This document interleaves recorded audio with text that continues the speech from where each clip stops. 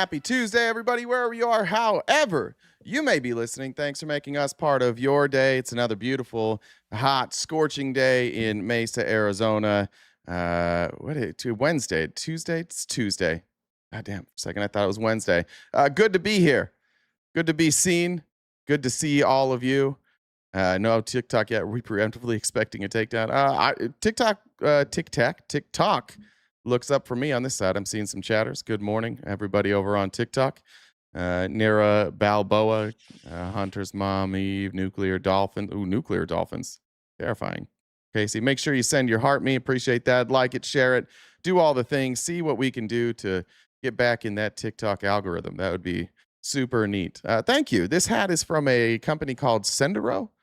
They do a lot of like Western hats. This is a Yellowstone hat. So thank you. I appreciate that. How do you get Hollywood Undead to write the intro? What is Hollywood Undead? Who's Hollywood Undead? Is that like a band? Yep. Oh, okay. I don't know them. I don't know. Just a reminder, though, that the intro was written by Bider. I don't know if Bider's here. Cam, he put that together, and I consistently get told that's the best part of the show, which is really cool for Cam and shitty for me because I had nothing to do with it. So Bider. Sometimes you'll notice I have that hat. It looks like a Detroit Pistons logo. It says Bider on it. That's him. So thank you. Is he here? I haven't seen him for a while. And we're talking about the good Cam, not Yeah, not shit Cam. Not LA Rams good. Cam. Yeah. Who sent me this, actually. I haven't even seen this. Should we see what this is? I don't know if I'm going to get copyright stricken for this. Speak of the devil. Let me pull this up real fast. It's Drew Lynch. Drew Lynch. A friend bet me that I wouldn't roast Mormons in Utah.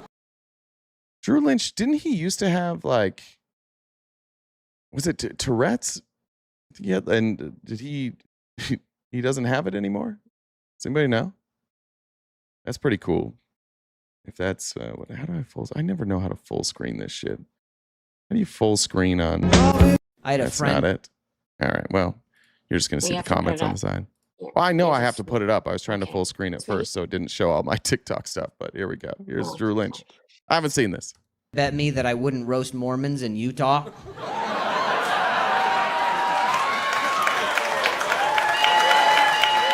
Here we go.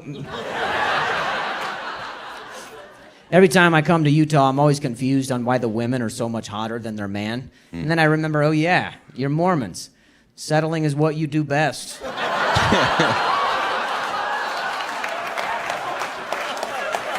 Also, insane beauty standards and plastic surgery.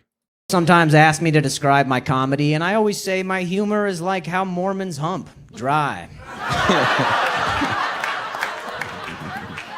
They say that the South is the Bible Belt, but I think Utah is the belt, because nobody can find a loophole better than Mormons.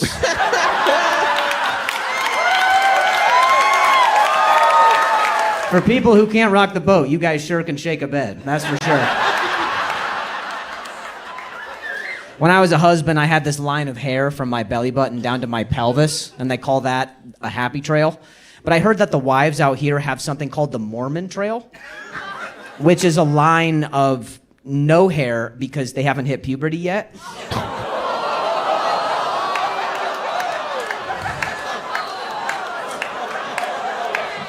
Brigham a little too young, am I right? Marriage is weird, right? I did see that there's this special ring that you can buy specifically for Mormons, and this ring is a camera on my porch that tells them to go away. I remember I asked this Mormon girl out one time, and she was like, okay, why don't you pick the first date, and I will pick the wedding date. CTR. I was like, huh? When she said that, I couldn't even move, you know? I really had to let that soak in. One thing I noticed about the LDS community is you guys are so tight-knit, and you guys have so many jobs. Nose jobs, boob jobs, lip jobs. And your hijabs go under the clothes. That's cool. That's true. That's true. That was a great jokes. Somebody knows a lot about Mormons. I don't know who gave them all that. Welcome. Shout out to my Mormon and ex-Mormon friends that are here. Ack says, bought makes more sense with Ack, but I brought a new friend to the live, guys. Everyone say hi to Scotty Scott, WRTP Jen and Mods. Let's have a great show. Fuck maggots. I agree with that. Welcome, Scott. Good to have you here. We're all thrilled that, that you're here, and that Ack has a real friend in real life. I assume you're real. We're going to assume that he wouldn't lie about that. Illusion said, this is one of my favorite topics, the economy. Yeah, it is yours. I thought about you today when I put that topic up there. And then I think right before, that was from yesterday. Got it. Oh, Jake sent you that yesterday too? Yeah. I forgot to. So Michelle sent a memo later in the day yesterday. So thank you, Michelle. What did that Also. one say? Did it have a message with it? Just hearts. She didn't have a message. Robert says, Dollar Train substation strikes again. CMC. Oh, what? Wait, did Christian McCaffrey get hurt? Is that what? Son of a bitch. Jen, do you know anything about that? No, I don't. All right, can you look that up? Jackie said hi, bestie. What's that? If Christian McCaffrey got hurt or what? Yeah, that's what this says. Yeah, it says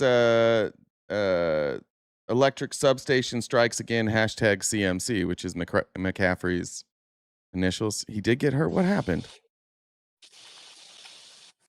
What did he do?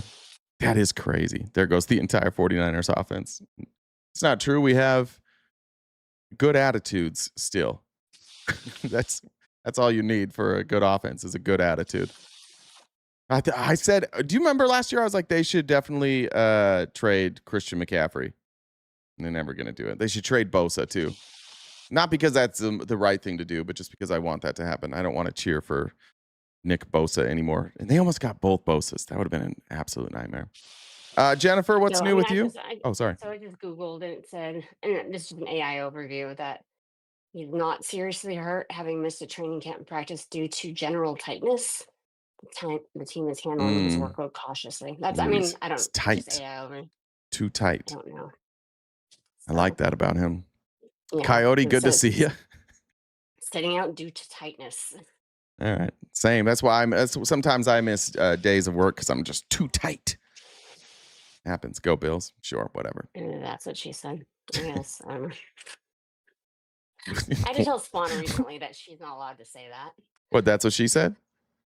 Yeah. Oh, why? Just the way, I mean, she was using it in the correct context too. So it's just, I'm like, you're 12.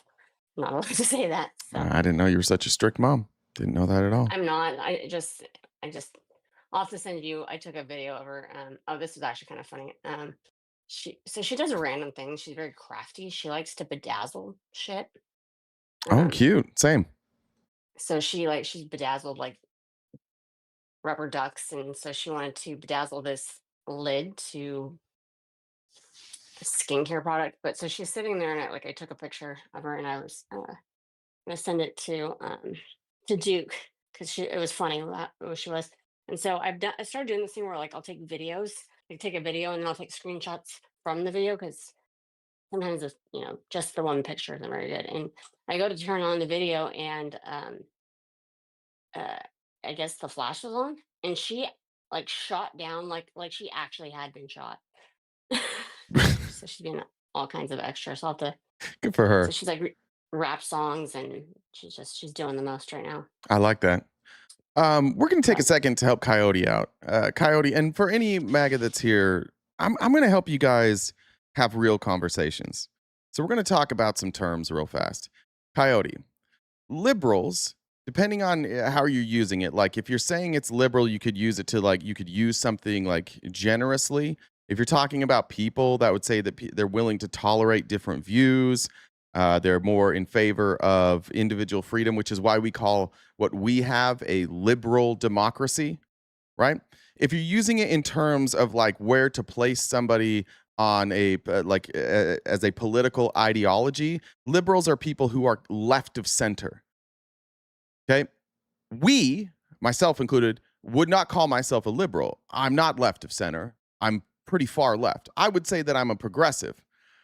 You're confusing liberal with Democrat. If you want to have the conversation correctly, which you don't because you just want to live on the same talking point. And if you don't know what I'm talking about, if you're not on YouTube, Coyote said liberals are responsible for, I think he said Jim Crow, slavery, and eugenics. No, those were Democrats. And those Democrats were conservative, right? Because they wanted things to stay the same.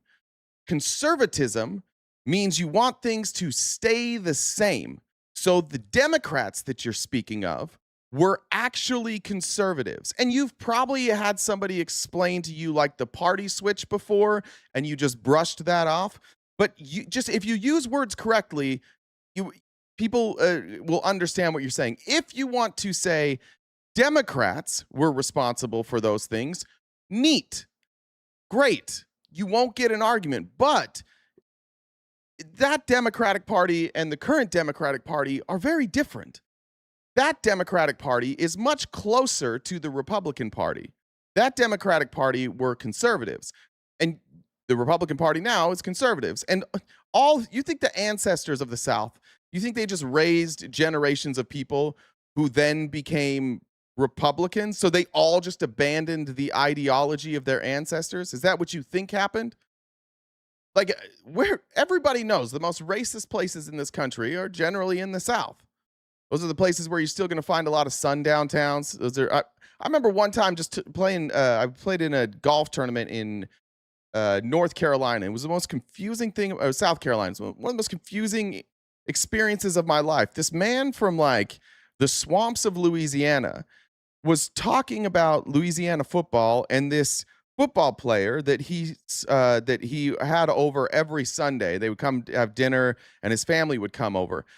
He also kept using the N-word. So it was very confusing because he was talking about how much he loved this man and this family, but also used the N-word. That's really only going to like exist in like Louisiana or like Alabama, in those places. It's silly of you to think, and you know that this is true, Coyote, and this is why I think perhaps that what you're doing here is trying to get attention, and I'm okay with that. Like people, a lot of us get lonely. You come on the internet, you get some attention, gives you some adrenaline, gives you something to do. That's fine. But might I just recommend that you stop pretending that you don't know these things, which you do. You obviously know that the Democrats became the Republicans. That's why all the southern states are Republican now. You obviously know that. And you are on the side of conservatism. You're on the side of not making progress, of not being accepting. Like, by definition, you're not accepting of other people's views. And you could point to some Democrats and you could say, look, these Democrats who call themselves liberals are not accepting of other people's views. And we might agree. I might say, yeah, they're probably not liberal. They seem pretty conservative. I know a lot of Democrats who are conservative. I would consider Bill Maher a conservative. Because Bill Maher has gotten to a point now where he's not accepting of new viewpoints and he's not accepting of progress. He wants things to stay the same or even go backwards. So you could look at Bill Maher, who calls himself a liberal or calls himself a progressive and positions himself on the left, but that motherfucker's a conservative. That's why you guys like him now. That's why all you guys like him now. And you use that as like a cudgel. You're like, look, even Bill Maher gets it. Yeah, he's a conservative now. And that's not unusual for people, especially white men, as they get older, to become more and more conservative. Why? You can say it's life experience, and it might be. It's shaped by their life experience. But generally speaking, the older people get, the less likely they are to adopt new ideas or consider new ideas. Seems like too much work. So I hope that helped as we explained this. If you want to say the Democrats were the party of slavery, have at it. You're not going to get any argument from myself. If you say liberals and progressives are the ones behind slavery and Jim Crow, and I think eugenics. I don't know what you're talking about there. I assume just based on the conversations I've had with conservatives, it has something to do with abortion. That's my guess, and the amount of black children who have been aborted, or black fetuses. However you guys, I say children. You can say fetus. Whatever you want to say. I assume that's what your argument is, but your argument doesn't make sense when you use liberal or progressive. It only makes sense if you say Democrat. I'm delusional. All of that was historically so fucking accurate. All of that was so accurate. Well, Cody, I don't know if my audience is misinformed or not, but so are you sometimes, right? We all are. That's why I like to correct the information. So maybe try that argument. In fact, guys, go YouTube chat. Why don't you play along with Coyote? Coyote, change your statement and say Democrats are the party of, what was it, slavery, Jim Crow, and eugenics, and see if you get any pushback. See if and if you do, then the people who were like, that wasn't the Democrats, those people would be misinformed because you would be correct then. So try it again, and then you can find out like who it is that's misinformed and who it is that was taking your exact words and using them correctly. Cool. All right. I'm glad we got that taken care of. Welcome, everybody. And to all MAGA, you are always welcome here, and I hope you push back on anything that we say. If we get stuff wrong, that would be cool if you corrected it. I try and watch the comments as much as I can. Robert said, going to the waste management in February. Courses we should play? Yeah, stay out of Scottsdale.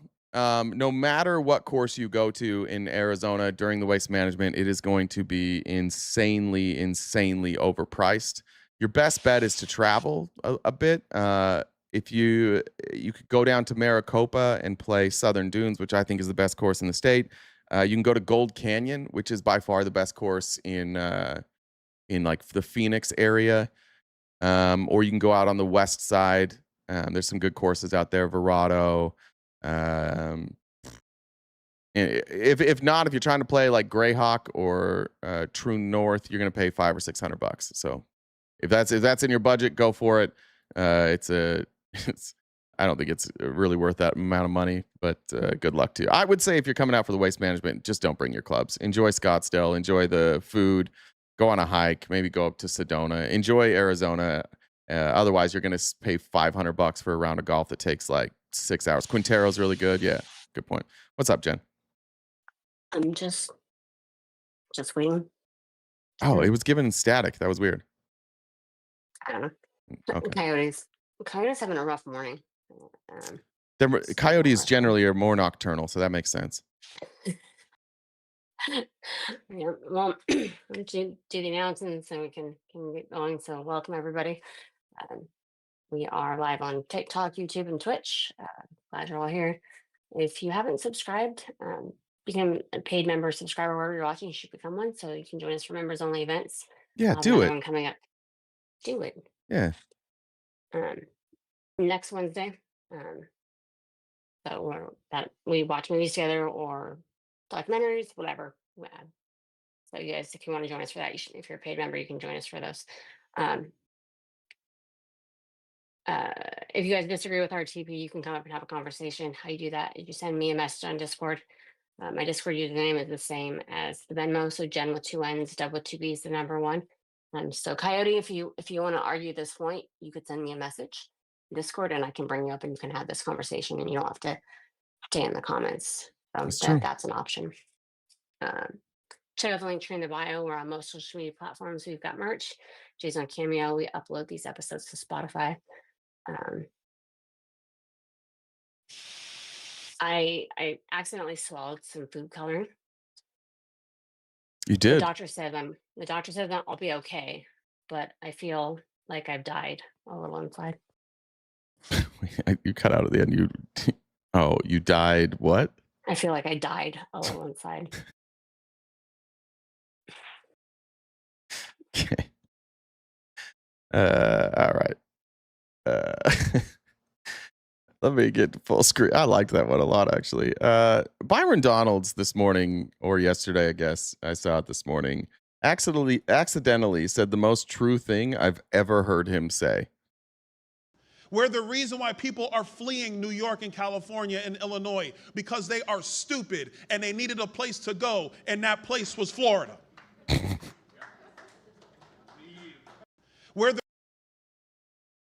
want to hear it again? Let's hear it again. The reason why people are fleeing New York and California and Illinois, because they are stupid and they needed a place to go, and that place was Florida.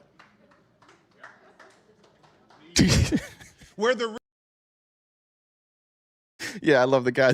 Leave. That's tough. Honest. Really fucking honest. Isn't that where Patrick Bet David went? I remember Patrick Bet David went there. It was pretty honest right there.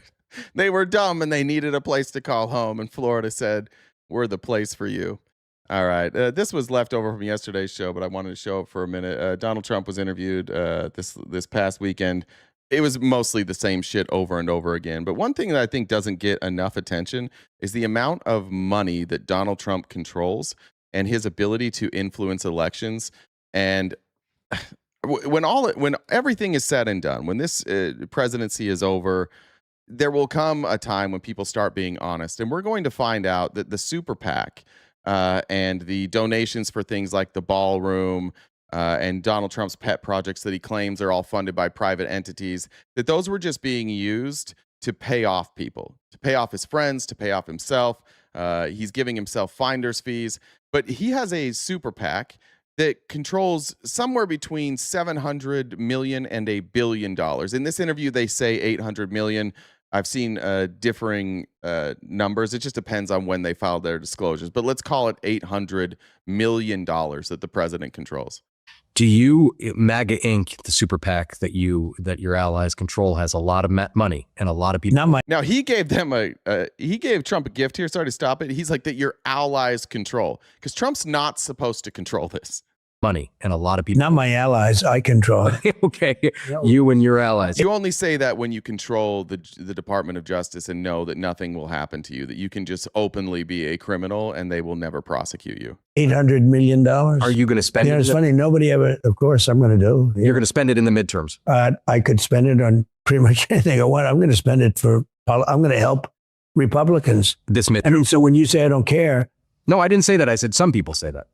Yeah, look, I mean, I could do a lot easier. I didn't have to be away in Nevada yesterday. I didn't have to be in Los Angeles yesterday making speeches. I didn't have to be supporting all the people. I have I have a busy schedule. I said to somebody, wait a minute, you don't understand. I won. I'm not campaigning. Now, that's the other thing.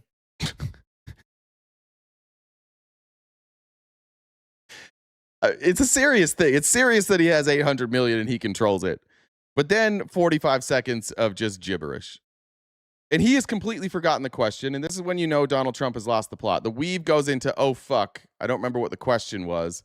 Let me find a different topic. This is that moment. Now, that's the other thing. Okay. Is he, do you think he's going to talk about the $800 million that he just said he unilaterally controls? Or, and I don't remember, to be honest, or is he going to go off on to a tangent? Let's find out. I get a tremendous vote. I have records in many of the states, the most votes ever in Texas and Florida and many, many states, Alabama. You can go through them. All right. Just bragging about how many votes he got it. Many, many states. The most votes ever. The question is, and they're asking this question. That's as dumb as saying like he has the highest stock market ever. Like most of the time, because our population keeps growing, most of the time you get the most votes ever in every state that you win. Most of the time. Especially if it's like a deep red state or a deep blue state. And I've had some great polls recently, real polls, but they're great polls. If I don't run. I dare you guys to give me one legitimate poll. Coyote, instead of arguing with the chat for a minute, take some time and find me one legitimate poll that says Trump is above water in approval rating. Just one legitimate poll. I dare you. Will those people go out and vote? And that's the one thing I can't tell. I'm going to ask them to, but I'm just watching guys like you and you're very talented people. The question is, will they vote? Because a lot of them are very angry at Republicans, to be honest with you. They're Why is angry at I don't know. I mean, they're angry at Republicans. Sorry, just to make fun of you for a second, Coyote.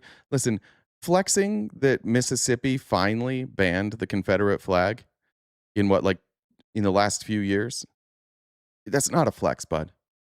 Most of the northern states banned the Confederate flag when the South seceded. Most states have not allowed the Confederate flag. Bragging about it now and being like, see, we're not racist, like, it's not that much of a flex. Republicans, but they're not angry at me. Thing. Why? They're not angry at me, but they are angry at Republicans. Everyone's always angry. And there are some areas that they're not angry at Trump, but he has like a 32% approval rating. But they're not angry at him. That approval rating is because they're mad at other Republicans. This man, I swear to God, he is the most thin-skinned, bitch-ass president we've ever had. Like, he's so obsessed with what people think of him. And when they don't love him, he's like, they're lying. They actually love me. Are basically Democrat, but they're Trump. Like Pennsylvania, I win Pennsylvania easily. I win other places easily. Look, I won Michigan easily. I did well with Michigan. Did well with almost everything. To be honest, I did well with everything. But it's a good point, Mike. Now the question is, Rogers lost when you were on the ballot. Yeah, and now he's up again. Ooh, this is my favorite part. How do you explain this? I've never seen somebody ask Trump this question. How is it that you did so well in swing states, but the people directly beneath you lost? How did that happen? This is my favorite explanation by Trump. Well, he lost when I'm on the ballot, and I won big in Michigan. But I happen to think he won. Okay. Well, So they cheated, but not against Trump. Somehow the state of Michigan cheated, but not against Trump. Not on the top of the ticket, just down ballot. Michigan cheated Mike Rogers out of this, but not Trump. Yeah, that makes total sense. That makes a lot more sense than maybe you guys cheated and got him more votes. How is it? I've asked just for an explanation. What is it about Trump that you guys believe made him win states where Republicans lost? Arizona, I live in one of those states. The governor is a Democrat. Both senators are Democrats. Every time Trump's on the ballot, the Democrats do better than the Republicans, except for Trump. What's that about? Wouldn't it be easier for them to cheat at the top of the ballot and not do it down ballot than the other way around? No. I think it was a rigged deal. I think they rigged him out of it. But he's a very good candidate. I think he should do well. If we believe in polls, I actually sort of believe he's a very good candidate that loses in polls. But all right. Do you, second clip? I think it's the same interview. I think. Sorry, he just lives in a totally different reality. And I think some of you live there with him, but there's no poll that backs up anything he says. He is so confused. He fucks up all the time, and he's so confused. He's like, I don't understand why people are watching me fuck up and then saying he fucked up. take over the House, it's just going to be investigation mania. You know, they're going to do oversight. They could impeach you again. I mean, do you think they will? Well, a lot of people are saying I'm one of the greatest presidents. Did you see Trump won't rule out seizing election machines? Yeah, and we'll talk about that a little bit later, actually. Ever. They're not saying that, though. But they know, they see the results. Look, we have right now more money being invested in the United States than at any time in history, more money than any country has ever had being invested. We're at numbers that we're building more factories, plants, and I'm not just talking about AI, yes, but auto plants of all kinds. Toyota just announced they're coming in with the largest plant anywhere in the world. They're leaving Mexico. They're leaving Canada. People are leaving, the car companies are leaving Germany. They're leaving Japan. They're all coming here because of tariffs, because of my very smart use of tariffs, because I'm But will they impeach you, do you think? They'll be. It's hard to believe they could, but they'll be all over you. They'll be subpoenaed. It's a very unfair thing. Yeah. Yeah, I mean, everyone knows that's a lie, right? Why does he sit so funny? Because he's wearing a girdle. He wears a girdle. That's why, like, you can see it right here. That's not a back muscle. He wears a girdle. It's a very unfair thing. You know, when I was president and I made the statement a lot about Hillary Clinton, they wanted to impeach her, they wanted to destroy her. And I said, you just can't do that. And impeach? Who was trying to impeach Hillary? Can we? to impeach her, they wanted, it's a very unfair thing. You know, when I was president and I made the statement a lot about Hillary Clinton, they wanted to impeach her, they wanted to destroy her. He might not know what impeachment is. Yeah, he ran on lock her up. Yeah, Hillary would have had to win to be impeached. I mean, good Lord, guys, can we stop? Do I have to do this for 2 more years? Do I have to deal with people for 2 more years thinking that this guy's sane? Do we really have to do this? Is there any instance when you're going to be like, Jesus Christ, this guy's dumb? Are you ever going to admit that to yourselves? Or are you just going to go down like the end of your life? You're still going to be like, no, he didn't make sense at all, but that was the 4D chess. He's stepping down in January. Maybe that'd be cool. And I said, you just can't. Didn't Biden literally shit his pants on stage? No, not that I know of. There's plenty of accounts of Trump shit. Like, if you want to compare the amount of times Donald Trump has been accused of shitting his pants versus Biden, I mean, again, like, I don't know what's wrong with you guys. I really don't. There's people that have worked with Trump for decades that say he's been shitting his pants for years. That he clearly wears diapers. You know that he wears diapers. There's no evidence that Biden did. This is one of those things like Trump always does. And this is I think in Art of the Deal he says, like, accuse your opponents of everything you're doing. I think this is kind of what you guys do. But in fairness, I shit my pants not that long ago. I've shit my pants 3 times as an adult man. So I guess if that's disqualifying, it's disqualifying. And do that. And then I get in there and they tried to do the same thing with me. They were vicious. So I guess they might be. Are they more vicious than Republicans? I think the Republicans are too nice, actually. I think the Republicans are much nicer. I think the Republicans are much more gentle than the Democrats. I think the problem with the Democrats, they have bad policy. They're smart. They're vicious. But they have really bad policy. Open borders, let the whole world come into our country, let prisons be. Isn't that weird for those of you that are Democrats? Don't you feel like it's the exact opposite? I mean, I don't think the Democrats have good policy, but I don't think they're smart. I don't think they're vicious. I think they kind of just sit around. I don't think they do a whole lot. Republicans have been trying to prosecute everybody. I think what Trump is saying here is like that they're too nice. No, they just keep losing, and he doesn't want to admit that they keep losing. Amy brought this up yesterday, but 47 times he has taken political opponents to court, and he lost 47 times. He doesn't have any evidence. They can't convict anybody or catch anybody doing the crimes because these crimes aren't happening. And if they are happening, good fucking Lord, are they bad at figuring it out. Good Lord.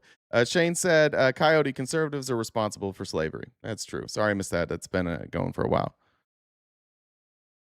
Emptied out into our country. They're vicious. Did he say vicious? Did I miss that? See, they're smart. They're vicious. But they have really bad policy. Open borders, let the whole world come into our country, let prisons be emptied out into our country. None of those things happened. What do we do with you guys? What do we do with you guys? Why do you keep saying things that just are like verifiably untrue and then stating them as fact? I was watching a debate this morning. It was Dave Smith versus Chris Cuomo. Yeah, Chris Cuomo, which was dumb. And then I saw some comments on our YouTube channel this morning. Republicans have just started saying things like they're facts that are verifiably untrue.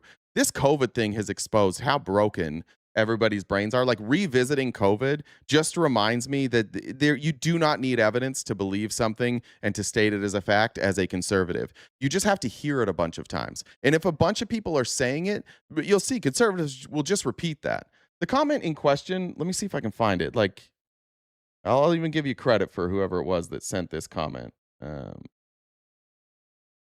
think you were probably trying yesterday.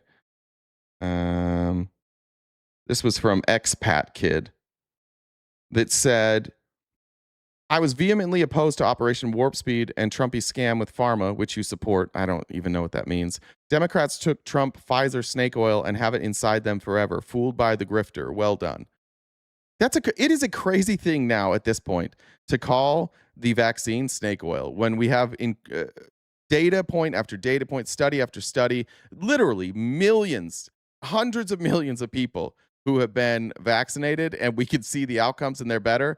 And you're still going to come on here and pretend that it wasn't effective. Then it keeps going. Can't even admit to simple facts. It was such an abuse of civil rights and freedoms, not to mention the medical martial law in the blue states, school closings, closing churches, travel restrictions, vaccine passports, shutting down society. We never had vaccine passports. Shutting down society. Just a minute. Seriously, you guys need to be more authentic if you want to win another election. I have no fucking clue what you guys are talking about.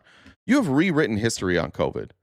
Just completely and totally rewritten history. I lived through COVID. So did many of you. You were not forced to stay in your house in almost every place in the country. We never even shut down grocery stores. Where I lived, there were restaurants that were shut down for like 6 to 8 weeks. None of this stuff happened. I think you have to revisit all this stuff because everything that the Trump administration and Republicans are doing now is not only not working, it's backfiring spectacularly, and it's fucking up our entire country. And there's just too many proud people who don't want to admit, like, I'm not a conservative, but there could have been a conservative leader. You could have had a Republican who managed what was going on right now. I probably would have disagreed with a ton of their policies and think there's better ways, but like there's conservatism versus progressive policies, and then there's fucking la la land versus reality. And right now we're in la la land versus reality, and it is astonishing to watch how easy it has been for people just by repeating things over and over assertively have convinced millions of Americans of things that are patently untrue and very stupid. And we see it every single day. There's got to be something inside of many of you at some point that look at this man and say, he can't possibly be an expert on everything. We're going to get to it a little bit later, but like now he's out there giving medical advice. And people are like, yep.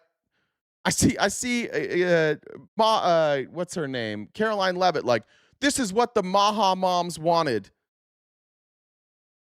Cool. But it's in the face of science. And so now it's like, if we want something, if we think something, it is now fact. And if the president uses an executive order to say it's a fact, it's even more of a fact. We are so fucked as a country. Not like, and it's not just like this, the policy stuff. It's that we have hundreds of millions of Americans who have no idea how to get an honest answer. They don't know, they don't fact check, they don't know how to fact check. They don't know how to look at scientific studies. They don't know the difference between a scientific study and an op-ed. I watched that debate with Dave Smith, and every piece of evidence that he brought out was an op-ed or something somebody said. He didn't use one scientific study. And the comments are incredible. They're like, look, he's torching this guy. It's like, fine, he might be winning the debate, which he did. Dave Smith clearly won the debate against Cuomo, if you're just scoring it in terms of like a competition. But he didn't use facts. He just used a bunch of opinion. He cited Larry Summers' op-ed in the New York Times like 15 different times. Be like, see? Larry Summers said it, therefore it's right. We've got to make some changes here. And this is one of those, another reason why I love these progressive candidates right now that are talking about getting money out of politics. Getting lobbyist groups out of politics. Because then you take away a large incentive for these politicians to lie to you. If there was no big pharma lobby, would we be arguing about big pharma? No. What's the biggest check we could put on big pharma? Let's walk through. Don't say Medicare for all. I don't want anybody to say single payer healthcare or Medicare for all. Let's throw that out the window and see if we can find like a common ground with conservatives. Is Coyote still here? If you're a conservative, will you just raise your hand in the chat so I can just see your hands so I can direct my questions directly to you? I would say that if we don't like big pharma, we should come together as a group and we should put protections between us and big pharma. This is for everybody, but thumbs up in the chat if you agree that the American citizens collectively should come together and put some sort of check between us and big pharma so that it's not just lobbyists lying to politicians and putting laws in place. Thank you, Gutter Runner. I'll ask you, Gutter Runner, do you think we should do that? Do you think as American citizens we should band together and fight back against, like, no matter your political ideology? Do you think we should do that? Is there anybody who doesn't think we should do that? Okay, you're on board. Okay, Gutter Runner. Now, how do we do that? Because we're not all going to vote the same, right? There's no fucking shot that you are going to go, I'm guessing, I'm assuming here, so if I'm wrong, I apologize, but I'm guessing, Gutter Runner, that there is no shot that, like if it's Rubio versus John Ossoff, you're going to vote Rubio, right? And I'm going to vote Ossoff. There's no fucking shot that I'm voting for Marco Rubio. There's no fucking shot that you're going to vote for John Ossoff. Is that correct? I appreciate you engaging in good faith here. I think this is good for the conversation.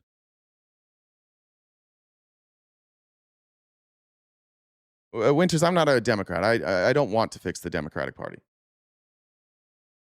I just want, in fact, I want the parties to go away. That's why I like this progressive movement, because I think it's forcing people to realize this two-party system is shitty. And I think there's a lot of people considering their allegiance. I mean, MAGA did this in some instances. Like, there's a lot of people who voted for Donald Trump who will say, I'm not a Republican.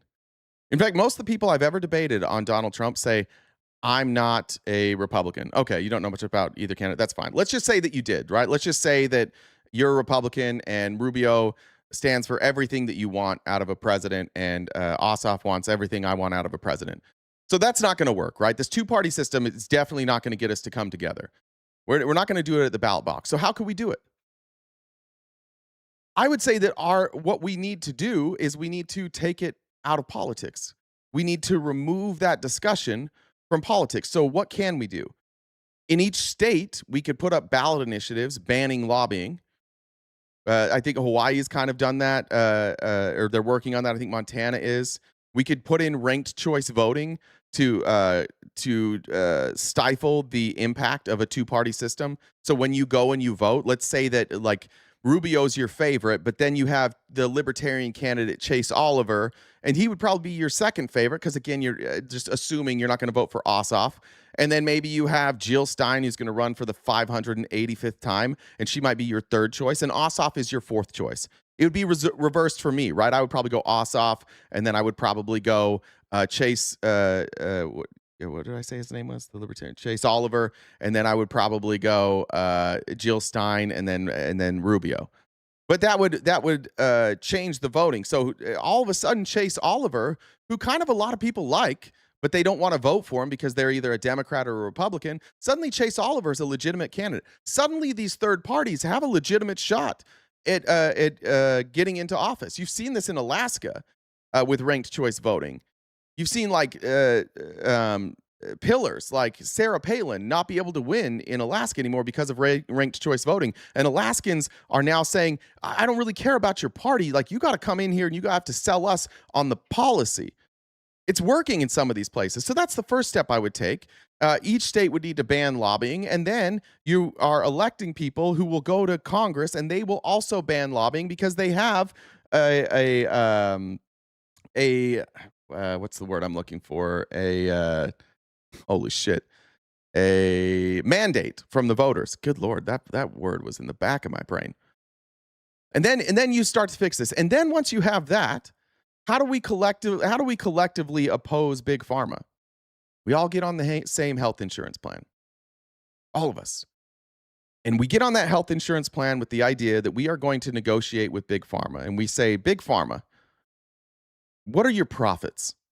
Show us the profits on your, let's use insulin. How much do you make per vial of insulin? What's your markup? Maybe they say 6,000%. And we say to them, okay, well, this company over here, they make 30%. So we're only going to buy from them.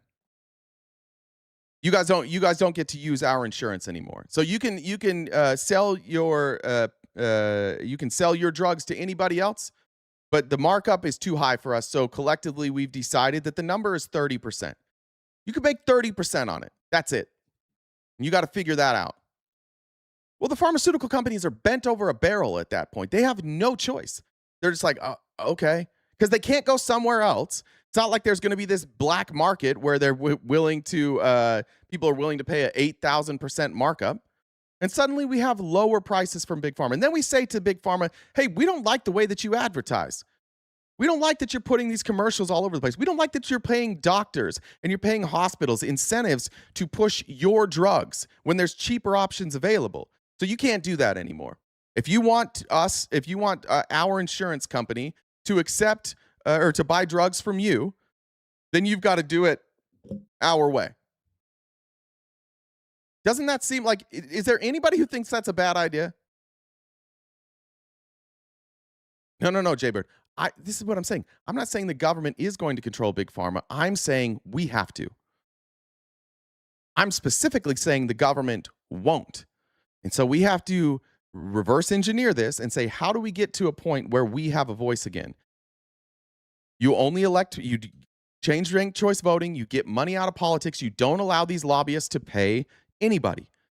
And once the senators and congressmen and congresswomen are like, hey, I'm not getting paid by big pharma, you'll see the incentive changes. Once the incentive is I got to keep my voters happy or I lose my job, then you see real change. Is there anybody who doesn't think it's a good idea? MAGA.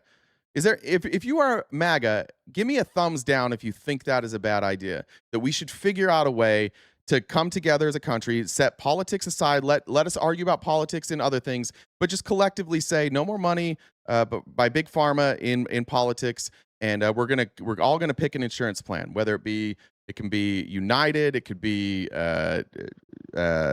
does State Farm do it? I don't even know. I don't think State Farm does it. Aetna, whatever it is, we're gonna all get on that plan and we're gonna use our voice, or we can make our own, right? We can call it Liberty Insurance. I guess that already exists. Liberty and Justice for All. I don't see any thumbs downs. Is there any MAGA here? Can you give me a thumbs down if you don't think that sounds good? This doesn't sound incredibly logical to anybody with ears. I need everything you said in a copy and paste message. No, we're not doing left or right stuff. Eric, I'll ban you right now. Right now, we're not doing left versus right. We're having a real conversation. Anybody? Is there anybody? Just a thumbs down if you don't think that's a good idea. My name's Jay Macero. Welcome. It's good to have you here. If you don't know, if you're new to this, I'm a former Republican. I was born and raised Republican. I used to work for the Republican Party. Then I became a libertarian, and now I am pretty far left. I'm still a registered Republican. I hate the Democrats. I hate the Republicans. I hate the two-party system, and I'm actively I do a show about the news every day, and when we talk about my opinions are basically take all of the money out of politics. Okay, cool. What I just described to all of you is Medicare for all. That's what Medicare for all is. Puts us all on one insurance program, and it allows us to negotiate. That's why I hate party politics. Because if I describe what Medicare for all is without talking about Democrats, without talking about Bernie Sanders, without talking about socialism, without talking about parties, everybody agrees with it. I have never in my life, in the amount of debates, anybody who's watched me forever, there has never been a debate. I used to do a lot of debates. Not one time have I ended a debate where somebody said, that's a bad idea. The criticism is always, you're never going to be able to accomplish that. And fine, you can hold that opinion. That's a fair opinion for you to hold. I disagree. I think it's becoming, I think what has to happen is things have to get really fucking bad, and we're there.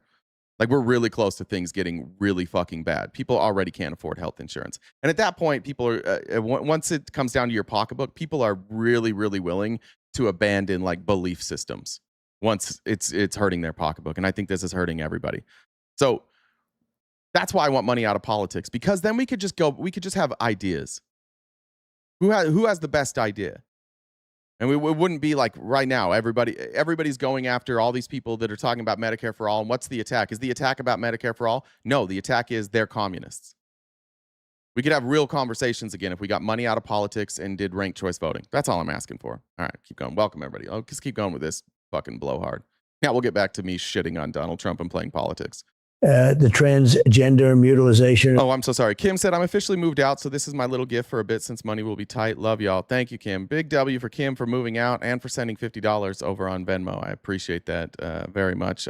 Lords Lizette, thank you for joining the Dollar Train. Shane says, Winters 186, that's not communism. And Jay Bird, those statistics are for elective surgery. Elective is not emergency services. You and the rest of MAGA in the chat are the problem. I mean, look, they're the problem, but only because we allow lobbying to happen. The people that are opposed to Medicare for all and single payer healthcare have just been indoctrinated that socialism is bad. I mean that. I'm not even really trying to be disrespectful about that.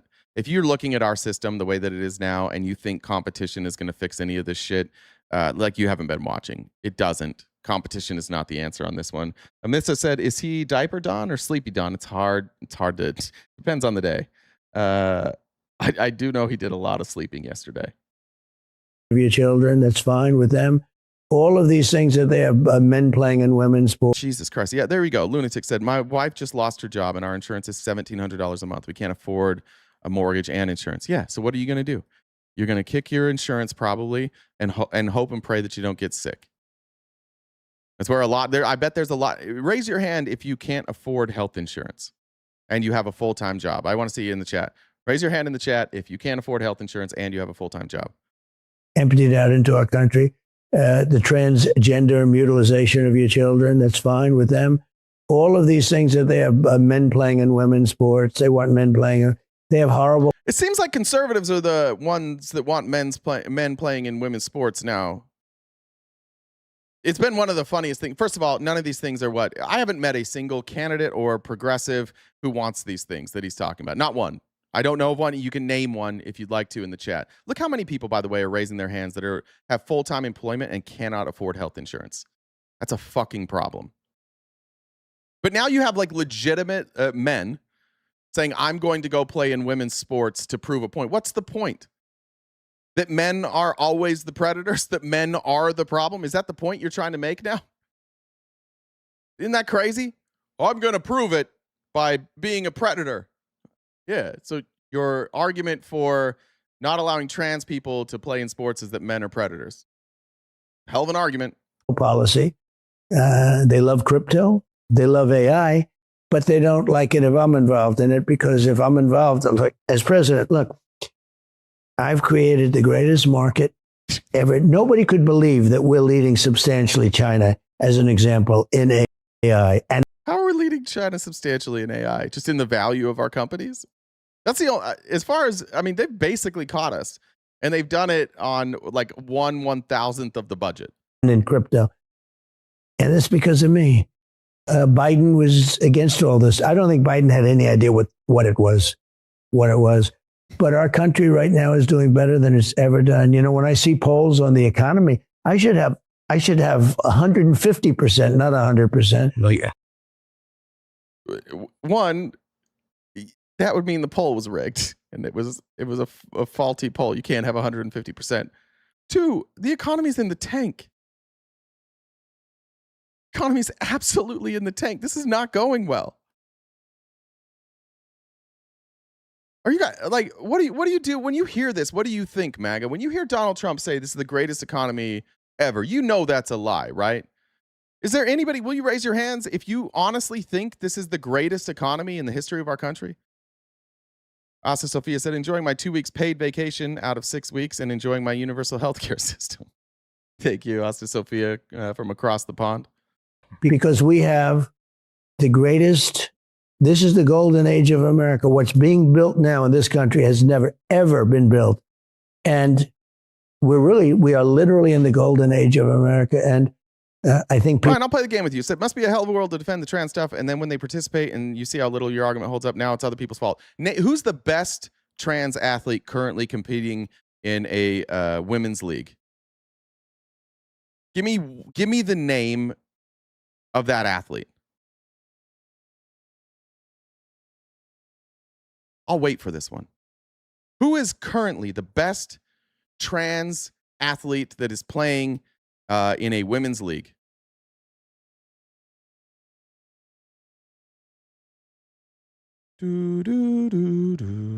I'll play an advertisement. This is good. MAGA, listen up to this one. My MAGA men. This is just good advice.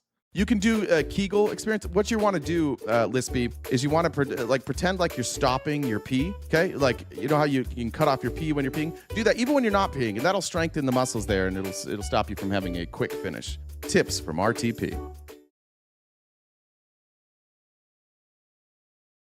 I saw somebody saying Julie Tatart. I think she's a French athlete. She doesn't even play in the WNBA. She's in Liga 2. She's in the second division of a French women's basketball league. You fuckers that are naming 49ers are great. See the problem that we have here? Like, who is it? Who's this that you're so afraid? This big problem that you're claiming. You went with Julia Tatart, who is in the second division basketball player in France. How old is she? She's born in 92. You know what I mean? That's why we know it's not a real conversation. None of you can actually point to a problem. It's just a hypothetical problem where you think that like some man is going to come in and beat the shit out of women, and now, unironically, conservatives conservative men are like, we're going to go in there, we're going to beat the shit out of women to prove what? That men are the problem. Good job, guys. All right. People are starting. I actually think people are starting. We'll see. 89 days. We'll see if they. It's going to be very exciting. Thank you, Mr. President. Thank you very much. All right. With Democrats. It's in high school and college. Okay, name the best college, the best trans athlete playing in the NCAA right now who competes in a women's division. I'll give you that then. Justice Jarhead. Give me the name of the best trans athlete playing in a women's division in NCAA. This idiot's done. No, Trump's not done yet. He's still going. His brain is done, but he's just still talking.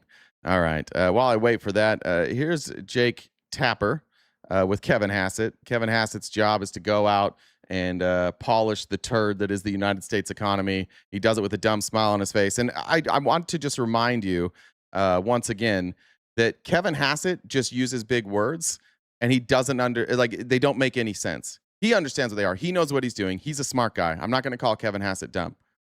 But I'm going to stop this a lot because I want to break down what he's saying. He's not saying anything. All right. Before I move on, I still didn't see a name. Who was that? Justice Jarhead. I'm still waiting for a name. Are you Googling right now? Who is this trans athlete dominating women's divisions right now? Any sport. If a man is playing in the WNBA, he's going to tear a scrotum with a fingernail. Just going to get that idiot pointing at him all the time. Sophie. Old 2 points a game, Sophie Cunningham. She's the most obvious MAGA superhero ever. She averages like 2 points a game. And even when she's not even an enforcer. Like even when she is the enforcer, she just kind of like pushes people and they're like, she's a hero. They're all racist towards Caitlin Clark. I don't have a problem with Caitlin Clark. She's a great player. I also think it's silly if anybody says that Caitlin Clark didn't grow the WNBA. She certainly did. She's a great player. She gets fouled all the fucking time. You know who else gets fouled all the fucking time? Steph Curry. You know who else gets fouled all the fucking time? LeBron James. You know who else gets fouled all the fucking time? Kevin Durant. The best players get fouled all the fucking time because the only way to stop them is to foul them, and refs don't want to call a foul on every play. So it's just normal. What's happening to Caitlin Clark is what happens when you are a very, very good player who sometimes can't be stopped. You're going to get fouled. Shaquille O'Neal got like punched in the ribs every play for 18 years.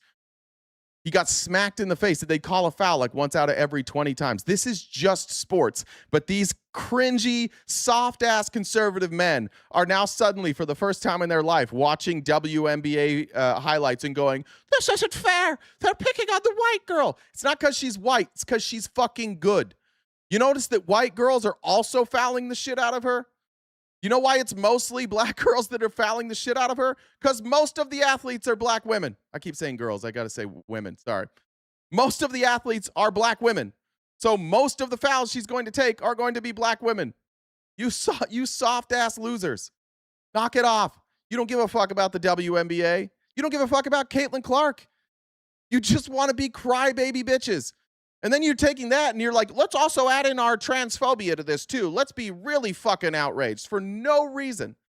Those flops, listen, I'll defend flopping as a former soccer player. I'll defend flopping a little bit. I grew up in Utah where soccer wasn't like a great sport, but I was good. Like you can look that up if you want to or not. I got fouled a lot. And eventually, like, there was my friend Corey. He's probably listening. Corey, fuck you if you're here. My friend Corey played on a rival team, and then we played together in college. And he used to do this shit to me all the time. He would get like I'd have my shorts tied on pretty tight because they'd get pulled all the time. I didn't want my dick to fall out.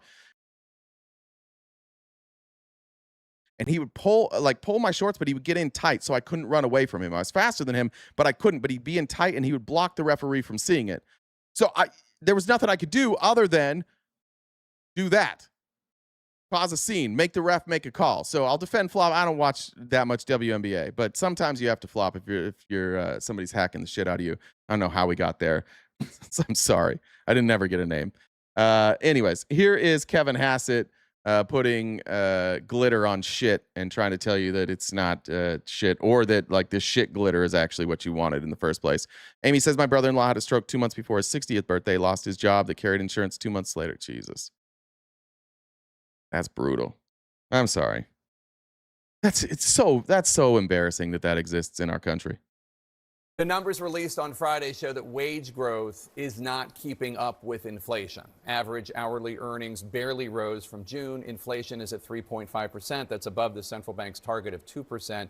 A CNN poll a few months ago found that 61% of Americans have said that they had to cut back on groceries. Is that not a problem? Well, it sure is a problem. Grocery prices are way too high. You know, it started out when we basically printed money and helicopter dropped into the U.S. and created a 20% inflation. Huh? We printed money and helicopter dropped it and got 20% inflation. Literally none of that happened. It wasn't that we printed money. We wrote checks. And they're supposed to be guaranteed by the Treasury. We're always printing money. We certainly didn't helicopter drop it, and we didn't get 20% inflation. That's what he started with. Let me start this out, Jake, by saying something completely absurd that no fact checker on earth would say was true. And Tapper's like, oh, this is a good point. This is a good point. I'm still thinking about the book I wrote about Joe Biden. No pushback on that. In the past, I go to the grocery store, I do the shopping, and I keep an eye on prices every week. And there's stuff like the price of beef that's still really, really high and very problematic for people. The thing is that you mentioned the one. That's exactly what Biden did. Oh, I'm sorry. I didn't remember the helicopter drops. My bad. Sorry. Month number that if you aggregate over. By the way, just who was it that said that? Frank. Do you understand who controls the purse?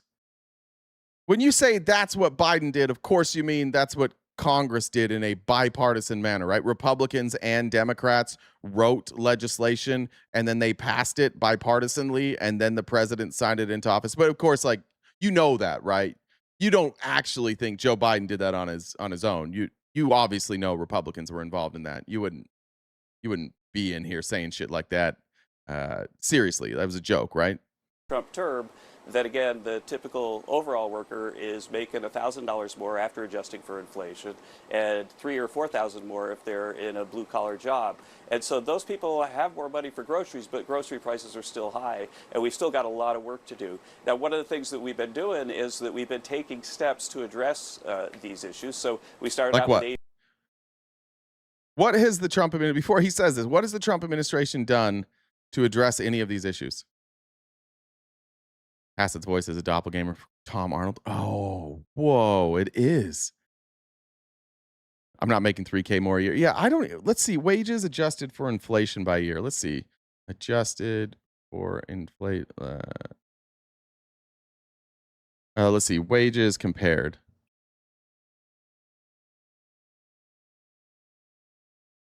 I don't know where he's getting this number either. And we can go look at this chart here. Fuck it. The orange is CPI, red is hourly earnings, and then purple is hourly real earnings. So inflation is outpacing wages. So that was a lie. And if you do real hourly earnings, obviously it's going in the opposite direction. So yeah, I don't know where he's getting these numbers from. These are updated as of June. So, I don't know. You want to hear him say that again? Where's he getting that number? Grocery prices are still high, and we've still got a lot of work to do. Now, one of the things that we've been doing is that we've been taking steps to address these issues. So we started out with avian flu, and everybody was talking about egg prices. Egg prices are really low right now. Yeah, because the avian flu's over. Electric Dad said the Navy SEALs did the helicopter money drops for Biden. Oh, okay, my bad. I didn't know that. And we just have this massive effort by Brooke Rollins to address this pest that's coming in and made it so we had to shut the border to Mexico so that the pest wouldn't spread all over the U.S. And we just reopened the border for Mexico. So there should be good news on beef prices right around the border. How do you square you saying just now we still have Mexico's fault. Got it. Mexico's fault for the beef. It's never okay. a lot of work to do with you saying that we are living in the greatest economy in your lifetime? Right. Well, okay, so people are losing their jobs at the lowest level since World War II. Losing your job is a really bad thing to happen to somebody. And the labor force is way bigger than it was back then, so that's a remarkable piece of data. No, it's not. It's not a remark. If you have more people in an economy, that means there is more demand. So you need to make more stuff, which means you'll create more jobs. It's not remarkable. It's basic supply and demand. There's nothing remarkable about that at all. There's actually more people than there was during the Great Depression. So the fact that less people are losing their jobs, and I don't even know if that number is correct. Like, none of his numbers have been. I don't even know. How would we even check that? Let me figure out how we would check that. But that's not a flex. That's just supply and demand. People need to eat. People want to be entertained. People need furniture. People need houses. People need clothes. So obviously the demand is going to go up. So then jobs will go up as well. You know, Keynes argued that the business cycle is being driven by investment fluctuations. We've got capital investment in the U.S. about the highest I've ever seen. And so we've got all the cyclical things that we normally look at saying that... Let's look at capital investment by year. Let's see what he's saying here. Capital investment.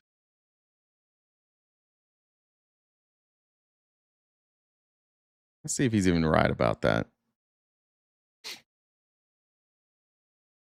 Where does this go through? That's venture capital. I don't know if we need venture capital.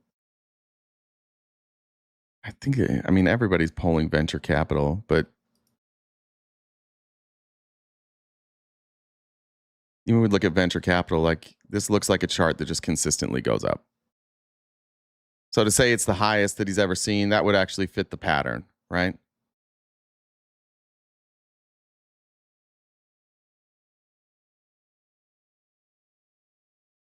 Okay. See how he's not saying anything? People can afford less. Yeah, but would it help you to know that venture capitalists are investing more capital than ever? No. No, that doesn't help me at all. In fact, venture capital is the reason a lot of your prices are so fucking high. I was looking through some data in Louisiana, Mississippi, Alabama, and Arkansas. And I was looking at their biggest cities. And in all their biggest cities, I think it was like any city with a population of 150,000 or above, the houses, like 35 to 40% of all properties, either apartments or houses, are owned by private equity. We don't think that raises the cost of housing. Now they have to make a profit on that. So the bank has to make a profit. The people invested in these firms need to make a profit. And then you go and you pay your rent. And where do they get their profit? Well, from your rent. This is an economy that's in liftoff stage. And so, yeah, I stand by it. I think... Well, it's been in liftoff stage for a long time. People are sleeping over now. People have been waiting for liftoffs. It was supposed to be Q2 of last year. We're now approaching Q3 a year and a half later, and we're still waiting for liftoff. The other thing is with AI, we've got lots of estimates that say that productivity growth is around 2.5% right now, which is the sort of core growth rate you should have in a typical year going forward. Let me explain why that doesn't fucking matter. Productivity is just basically your output. So if you're saying that AI is increasing your productivity, your output, then that could mean a couple of things. That could either mean that your revenue is higher, or it could, and it probably means revenue is higher, depending on like what you're manufacturing or what you're selling, but it also probably means people are losing their jobs and that money is being consolidated. So even this, like saying that AI is leading to productivity booms, that also isn't the mark of a great economy for regular people. And that was what this question was about. Like, how do you square this with people who say they can't afford stuff? Would it help you to know that AI is being more productive than human beings? No, no, that doesn't help one fucking bit, actually, because now there's less people with jobs. That doesn't help at all. Before you spend money on new machines and new workers. Kevin Hassett, thank you so much. Always Thanks, Jake. appreciate you. All right. So there's Kevin Hassett just saying absolutely nothing and somehow convincing Republicans that despite the fact that they can afford less, things are actually going better. Here he is being asked by Tapper, how do you square with we have a lot of work to do with is this the same one? With also saying we're actually that's the same one. Sorry. I didn't realize I had that on there twice. Let's get to Trump. I want to talk. This sucks. We're probably going to lose TikTok. I'm sorry. I hate that we have to talk about vaccines, but Donald Trump keeps saying dumb shit about vaccines, and so we have to talk about it. Yesterday, Donald Trump signed an executive order covering two things. One of which I don't mind, which is that they are demanding more transparency from the big like food suppliers, which is good. I think we should know what processes our food is undergoing, what things are being added to our food. I liked that part of the executive order. The second part of the executive order is stupid. It's basically saying that you need to break up the MMR vaccine into 5 separate doses. There's no science to back that up, and the president doesn't have the authority to do that. It's largely just ceremonial, which is going to be funny as we watch like Republicans brag about this all day. It means nothing. This executive order means absolute fuck all. And if you go to a doctor who's like, I saw the executive order from the president, and now I'm splitting the MMR vaccine into 5 doses, just know that your doctor also didn't check any of the data, and he's just going on vibes, and maybe consider a different doctor. I think I heard you say that the MMR vaccine for measles, mumps, and rubella is quite lethal. Is there any evidence of that? Because anyone in the room? What I've heard. No. Okay, that's true. No, it's not lethal, even though he has said that multiple times. Now he's backtracking, but now watch him just pull some shit out of his ass. Is that there are some people that say it is that way, and I say, yeah, they're dumb people on the internet say that. Well, let's say there's a 5% chance of it. There's not. Let's split it up. Because they do say that given individual MMR, that given individual, there is no impact. In fact, they've said how safe it seems to be, but I've heard there is no difference between getting it in 5 doses and 1 dose. The only difference is the efficacy of those individual doses. So if you happen to come in contact with a virus while you have a lower dosage, there is no impact in terms of like the outcomes for people or side effects, whether you split it into 5 or you do it in 1. None. I was up at 5 o'clock this morning.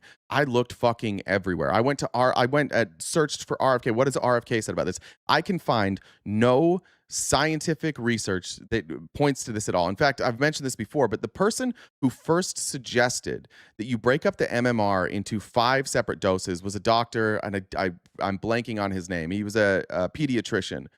And when he was interviewed on John Oliver is the one I believe that interviewed him. He's like, how did you come to this conclusion? Like, what scientific data did you rely on to decide that you should break this up? And he's like, none. I just kept having all these parents come in and say that they were worried about it because stuff that they read on the internet. So I created a vaccine schedule that was more spread out to make them feel more comfortable. And I think that's a good move by the doctor. I think that's fine. Like if your choices are spread the vaccine schedule out to make them feel comfortable, or they don't get their kid vaccinated, then you're probably better off spreading it out. But he admitted like there's nothing to this. It's just that people get scared on the internet all the time, and then they come into my office and I want these kids vaccinated. So I came up with this alternative schedule, and a bunch of people adopted it immediately because everybody's looking to just not be scared anymore. So like it's stupid what Trump's doing, and he's speaking to his base. And in some ways, I'm like, all right, that's fine. Like, this is going to appease some people. Maybe some more people will get vaccinated. I think overall, this is probably good that he did this to his base. But if we step back, we got to say, like, how did they get this so wrong? How do we have millions of people who believe something that is so fucking stupid to the point that the president has to make an executive order and pushing out a vaccine schedule with no scientific backing? And this will put people at risk, but not as at risk as they would be if they didn't vaccinate their children. So, like, we'll call it a half win here. When you put them together, they can be expensive. That's a good point, too. It also creates extra visits, 5 visits. And if you don't have insurance, you're paying every time. Even if you do have insurance, you're paying a copay. So this is also going to be far more expensive. Explosive, yeah. Mr. President, have you spoken with And less people will follow through. That's a good point, Jamie Ann. Really good context to add there. Some people might do appointment 1 or 2, and then they'll forget, and then they just won't do it. the new Attorney General or Janine Pirro about prosecuting Dr. Fauci? Sorry, that part. I don't know why they left that clip in there. That's about prosecuting Fauci. Again, we could ask every day. I won't today, but I still haven't figured out what crime Fauci was accused of. And now there's going to be a bunch of psychos saying stuff that Fauci did, and none of the things that they're going to say are going to be crimes. Okay, here is Caroline Leavitt with her stupid. I mean, I'm trying to be nicer. I really am trying to be nicer. I understand that her job is to speak for the president. I understand that her job literally is to lie and spin for the president. And if the president told the truth, her job would not be to lie and spin. Her job would to be to paint what he says in the best possible light. That's her job. And I don't envy her job. I would quit. You have to be really fucking comfortable looking like an idiot and lying to take this job. And thank God Trump found Caroline Leavitt, who was willing to say dumb shit over and over again with a smile on her face. Said, congratulations on your new baby. We learned today Anthony Fauci had actually put in writing that the vaccine, possibly, theoretically, could injure a baby in the first trimester. This is Fox News covering their ass. I want you to hear how he words this question again. Fox News is terrified of being sued for misinformation again. So listen to how he puts this question to Caroline Leavitt. Fauci had actually put in writing that the vaccine, possibly, theoretically, could injure a baby in the first trimester. He didn't. I just watched Spider-Man yesterday, the second one with Tom Holland, and I forget the guy's name, but he gets all excited. That shitty guy that's like faking everything. They're talking about the multiverse, and Spider-Man gets all excited. He's like, "Oh, like I thought this was it's real. I thought it was just a theory." Yeah, theoretically, it could harm people if theoretically there was some sort of harm caused by these vaccines. That's what theoretical means. He's covering his ass on purpose. If this isn't on Fox News, if this is just some bro on TikTok, if this is anybody in the chat, you don't say it this way. You go, Dr. Fauci said that vaccines can hurt children. He lied about that. He knows he can't say, he knows that Fauci can sue him for misrepresenting what he says. So he has to accurately say, Fauci in his own words said, theoretically, a vaccine could hurt people, but we have no evidence that it's hurting children. Tell the American people this. And then the vaccine executive order, food regulation of the president. Do you have a quick update on that? I do. Today was a great day for the MAGA movement, the Make America Healthy Again movement. It was another promise made and promise kept by President Trump today. I'm sorry, three different single shots. Trump kept saying 5. Sorry, I apologize for pausing that, and I'll go back. Jen sent this to me. Trump signed an executive order Monday calling for revamped childhood vaccine recommendations that promote his long-held but discredited theory that childhood shots should be spaced out into several separate medical visits. The order advocates separating the measles, mumps, and rubella vaccine into 3 different single-shot disease shots and administering all childhood immunizations at separate appointments whenever possible. Maybe I just misunderstood when he was talking about his kids. He said he did it in 5. I apologize. Yeah, so when you're talking about, and that currently, they can't be separated. They're not approved. Right. For sale in the United States, so it's not even something that's available. Right. Okay. I was getting to that part, but I didn't know it was 3. So that's a good correction. Thank you, Jen. See how we do this? Even Jen catches me not telling the truth sometimes. Update on that? I do. Today was a great day for the MAGA movement, the Make America Healthy Again movement. It was another promise made and promise kept by President Trump today. He signed a historic executive order creating the gold standard of science childhood vaccination recommendation schedule for parents. This gives parents more choice, Sean, which is something that MAGA moms like myself have been asking for our children. It's based on common sense and scientific research, thanks to Secretary Kennedy. But this is the same as like and I think people have used this before, but it's the same as the seatbelt laws. Yeah. You could undo seatbelt laws and then just give parents the choice whether or not their children will be more or less safe statistically. This is a choice that they're giving to parents to be like, hey, you can let your kids be less safe statistically. That's fine. I mean, I guess, like, you can make the argument that that's the America that you want to live in, that you want that freedom to not protect your kids. That's fine. But it's the same argument. They talk about choice all the time, but if I was in MAGA, I would be like, yeah, like choice is great, but why are so many people fucking stupid? Why are so many people convinced of something that there's no evidence for? And President Trump for finally having the courage to enact this order and now to hold states accountable to, again, give parents more choice. And then, again, Secretary Kennedy announcing a huge food regulation today to require big companies to notify us of the chemicals and substances in our food. So President Trump, as promised, taking on big pharma, taking on big food to make our country healthy again. Again, something the Democrats do not support, Sean. It's just common sense. That is true. Democrats generally support science over feelings, and so we do not support pushing wackos medical science. I guess pseudo-science. That's true. Today feels like the day we should show Thomas Massey talking about pseudo-science, but he's been a good boy lately, so we're going to leave Thomas Massey out for now. Here's whoops, that's love it again. Here's now Trump. This is a fucking lie, and every one of you knows that this is a fucking lie. But it made me laugh.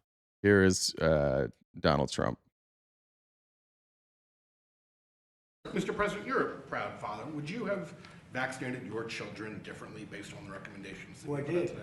I took my children for 5 different vaccinations. In other words, I broke it up. Not one of you believes Donald Trump took his kids to get vaccinated. This man is on the record saying he sees his kids once a week on the weekends. Doctors aren't open. He didn't do this. You all know this is a lie.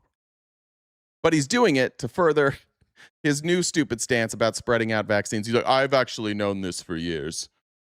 The same guy that did Operation Warp Speed. The same guy who got vaccinated and boosted. Do you guys all think like the vaccine is silly and that it's dangerous? He did all that. There's no fucking way, but it gets dumber. The one visit where they just pump, what seemingly looks like gallons, where they pump so much in. I took all of my children. Now, this is unfair. I think people are being really unfair to Trump on this. And for MAGA, I'm going to side with you here. People are saying, like, criticizing him, like, dude, there's no way that it's even close to gallons that are being pumped into children. Okay, but are you thinking about this? Do you think he knows what a gallon looks like? You think he knows how to measure? You think he knows about measurements? I think they should ask him to show us with his hands what a gallon looks like. It looks like 8.5 inches. It's probably something that he would say. I feel like you guys are being very unfair to him, criticizing him for saying gallon. And that was rude of you, and I think you guys should apologize. Honestly, it feels a little bit like you're mocking him. You know how stupid he is. You know he doesn't know any of this stuff, and you're mocking him for his terminology. He just doesn't know what a gallon is. You guys need to be nicer to Donald Trump. Amy said, Darwin has made it so red states have highest obesity, diseases, infant mortality, and you die on average 10 years younger. Thank you, I guess. A little bit, yeah, maybe we can depopulate. Maybe Trump's going to depopulate red states. From day one, I believed in this a long time. You're confused. Is Trump a good guy for the vaccine or a bad guy? Listen, bitch, Mark, sorry for calling you bitch, but goddamn, you ask dumb fucking questions a lot. None of us give a fuck about Dr. Fauci or the president in terms of vaccines. You can be the worst human being on earth and discover a cure from cancer and still be a bad guy. I think he did the right thing, and I think he's a dog shit person. I'm only bringing up Operation Warp Speed because you guys do. This is you. This is a glimpse into your own mind, Mark. You see everything in terms of good and evil, good versus bad.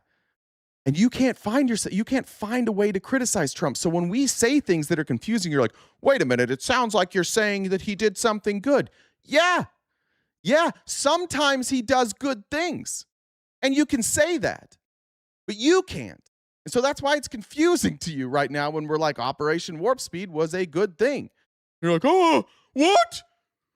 You're saying that Donald Trump doesn't always fuck up? Yeah. I like that he took a stake in Intel.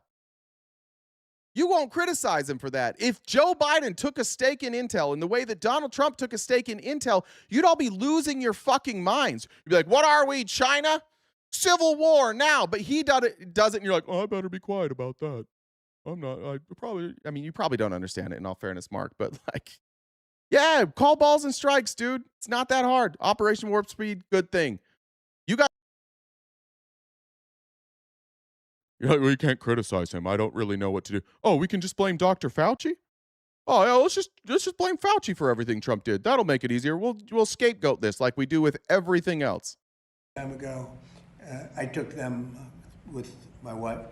I took them through 5 different visits to the doctor. Essentially, they get 20% each. Just want to point this out once again. The wonderful Jen. The MMR vaccine, they are not able to be split up. Was that in this one? Was that in this one? I know it was in the fact check. This thing he's claiming happened didn't happen because you can't split them up. I think there's actually a fact check on here. I think he got community noted here. MMR vaccine is not available separately in any country in the world. There it is.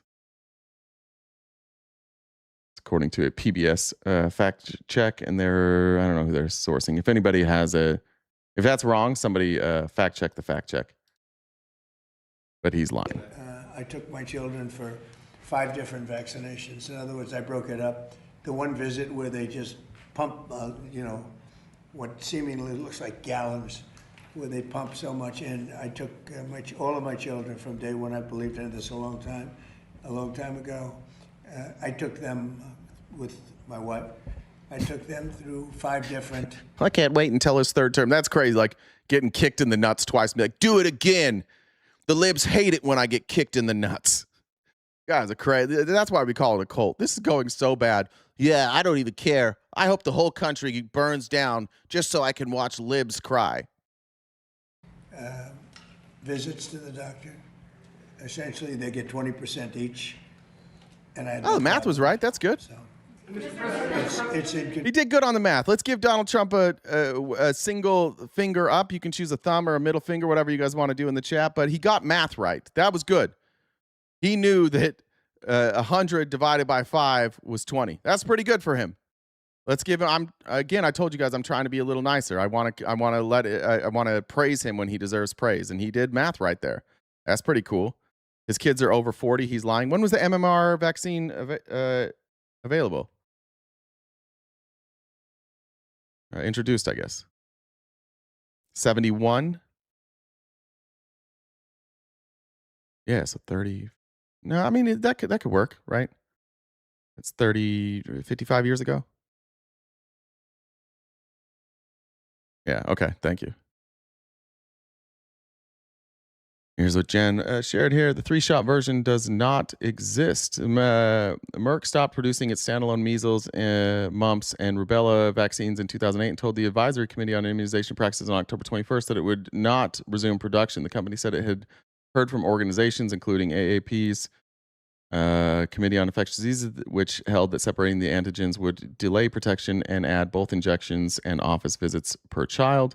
Reviving the monovalent shot is not a matter of restarting a production line. Manufacturers would need new clinical trials, reconfigured facilities, and 3 separate FDA approvals. The order itself conditions the MMR provision on such products becoming domestically available and gives HHS 90 days to present plans for offering single vaccinations, including by working with the private sector and other countries. The same section guarantees that combination vaccines will remain available. Miller pointed to Japan as proof the approach can work. Why is it that in Japan you can get a separate measles shot, a separate mump shot, a separate rubella shot, but in America it all has to be packaged together? Japan is the closest thing to a real test of the idea, and the record there is more complicated than that. It withdrew MMR in 93 after an unexpectedly high rate of aseptic meningitis tied to the mumps component and moved to single antigen vaccines. Since 2006, its routine schedule has used 2 doses of a combined measles rubella vaccine with mumps offered separately as a voluntary shot. That is a bivalent vaccine plus 1 optional monovalent, not 3 separate shots, Miller described. And it certainly isn't 5. Okay. Thank you, Jen. Big W, Jen. Well done. And whoever, if someone sent that to you, big W to them as well. Okay. Shane said, Mr. Twister, I didn't know government statistics were ran by CNN, but you don't care what the actual numbers are. Sounds like you guys are having a healthy debate. Okay, got that from Amy. Appreciate that. Just a reminder, guys, we are crowdfunded, and we rely on your generosity in order for us to continue to do this show each and every day, and we appreciate that. We also rely on our paid members, and $15 a month. If you consider becoming a paid member, that would be awesome. You can join us for members-only events. You get cool emojis, depending on whether you're on TikTok, YouTube, or Twitch. And it's a way to show your support for us, as we do not take ad revenue. There are some things possibly in the works that we'll discuss in the future. Hopefully, at some point, we don't have to rely on that. But for now, we do have to rely on that. So if you could help us out, Venmo, PayPal, Cash App, or Super Chats are the way to go. And over on TikTok, make sure you're gifting to keep, Jesus, this is like the 8th appeal I've had to submit on TikTok today. If you gift, that keeps us protected. Johnny D, Lara Lee, the 2 top gifters every day for like 3 months. So Johnny D and Lara Lee, thank you guys so much. Eve, Jen, and Plants on the Spectrum also generally at the top, and Dolphin. So thank you guys so much over on TikTok for helping where you can. I know money's tight. If you can't contribute, that's fine. You're welcome to stay. I hope one day we don't have to ask for that. So thank you guys for being here, and thank you for contributing and contributing to the discussion in the chat. Moving on here, here is the president of the... Now, you can choose who you want to listen to when it comes to vaccines and medicine. You could listen to the president of the United States, or perhaps might I entice you in listening to the president of the American Academy of Pediatrics. I would recommend the president of the American Academy of Pediatrics. Bad is going to happen because of this. Yeah. Is anything bad going to happen? Well, I'll tell you the way I look at this. Yeah. I look at it from the point of view of a parent who's going to be walking into a pediatrician's office tomorrow. What do they need to know? And what they need to know is several things, but the most important thing they need to know is that nothing has changed. Right. The science behind vaccines is the same today as it was yesterday. The security that we have with vaccine safety has not changed. The risks that the children in this country face for vaccine-preventable diseases has not changed. The composition of the children of this country has not changed in the past 48 hours. And there are a couple of other things that haven't changed. The feeling that a parent has when they come home with that newborn baby, and I know that you've experienced it. What do you mean, Andrew? Come to Europe and find out how wrong you are? About what? About vaccines? We're talking about vaccines. That kind of anxiety, but at the same time, that excitement. You know, this is this thing that's coming in and all of a sudden is handed to you, you're in charge. We're not talking about MMR, Andrew. MMR, not mRNA. There's no auto reset on it. There's no instruction manual. That fear and that anxiety is going to still be there. And when you have people in the United States in positions of authority that are feeding into confusion and fear, that is doing no service to those parents. And then the final thing that hasn't changed is that when those parents walk into that pediatrician's office, they know they are in the presence of the best partner they could possibly have to raise those children in a way that's going to be safe and that's going to be effective for their health. Yeah. And that partnership, which is what every new parent depends on, is what's going to get us through this. And hopefully it will. I know, talking to my pediatrician over the years, there have been times where people have been afraid and they've started to pull back in vaccinations, certain populations more than others, but it has happened. And obviously there are tangible repercussions to that. So when you hear the President of the United States, whether you think he knows anything about science or not, when you hear someone sit in that chair and say what I'm about to play, Thanks, Tim, for joining the Dollar Train. it can have an impact on people. Even if they don't think it is, it can just, to your point about that fear and anxiety that you also have as a new parent, it just feeds into that. Why take a risk? Let me just play what he said again. Sure. I think I heard you say that the MMR vaccine for measles, mumps, and rubella is quite lethal. Is there any evidence of that? Because anyone in the room? What I've heard is that there are some people that say it is that way. I've heard when you put them together, they can be explosive. Some people that say it is that way. I'll say this. I think the President of the United States on this particular issue is misinformed. I will say that there are some things that he said that I agree with. He said the polio vaccine is amazing. He's right. The polio vaccine is amazing. Dr. Peter So is Hotez the today said he's worried that polio could come Yeah, back. explosive. People are getting vaccines and it just spontaneously combusted. It was crazy. That's going to get clipped. I swear to God, that's going to get clipped. If I clipped that and nobody knew what I was talking about, just that part, and I put it out and tried to use like right-wing hashtags, that would blow up. That would do so well. They're like, yeah, I do believe that. I do believe that people got a vaccine and then spontaneously combusted. Because if people become so He scared confused it for his bowels. of the vaccines, I mean, do you have fears of things like that? We do. But not only is the polio vaccine amazing, the hepatitis B vaccine is amazing. Oh, guys, I didn't realize that. I'm an effing idiot. Autism's at an alarming rate, and for the very first time, you have an administration that's doing something about it. That's like saying, like, I have diarrhea, and so because I have diarrhea, I'm going to stare at the ceiling for 45 minutes a day. Autism is at higher rates than before. And there's a lot of explanations for that. None of those explanations are Tylenol and vaccines, right? Like they're not doing something about it.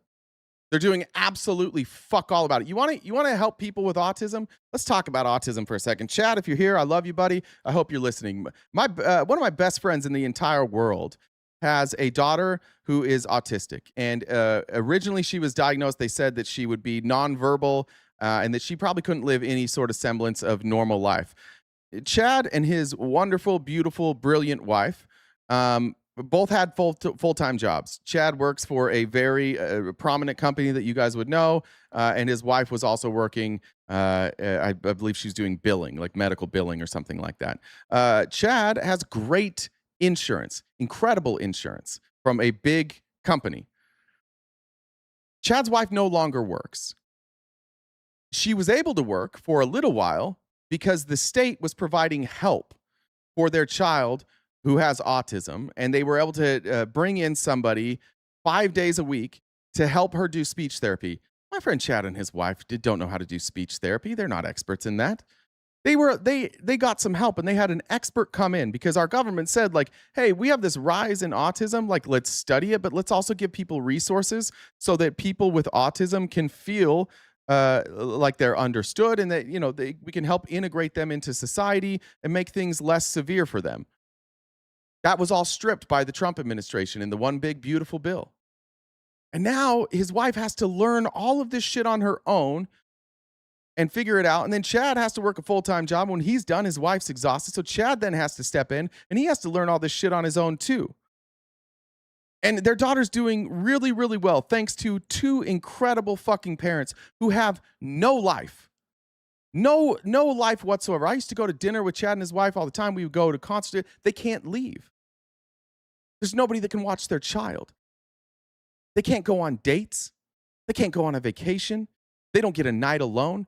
One of them has to be with their child at all times. And they have no help. If this administration, anybody like was doing something to help children or adults with autism, they would give people resources.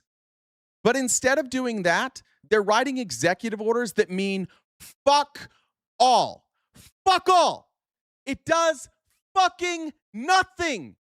I could write this shit on a sticky note and it would be the same. It's not doing a goddamn motherfucking thing. And you guys don't get to sit there and pretend like you're doing something. Oh, we're addressing it. No, you're not. You typed something on a paper and Trump couldn't even stay awake for it. His dumb fat ass fell asleep the whole fucking time. And you have the audacity to come here and be like, we're doing something. Fuck you. Fuck you and fuck this administration.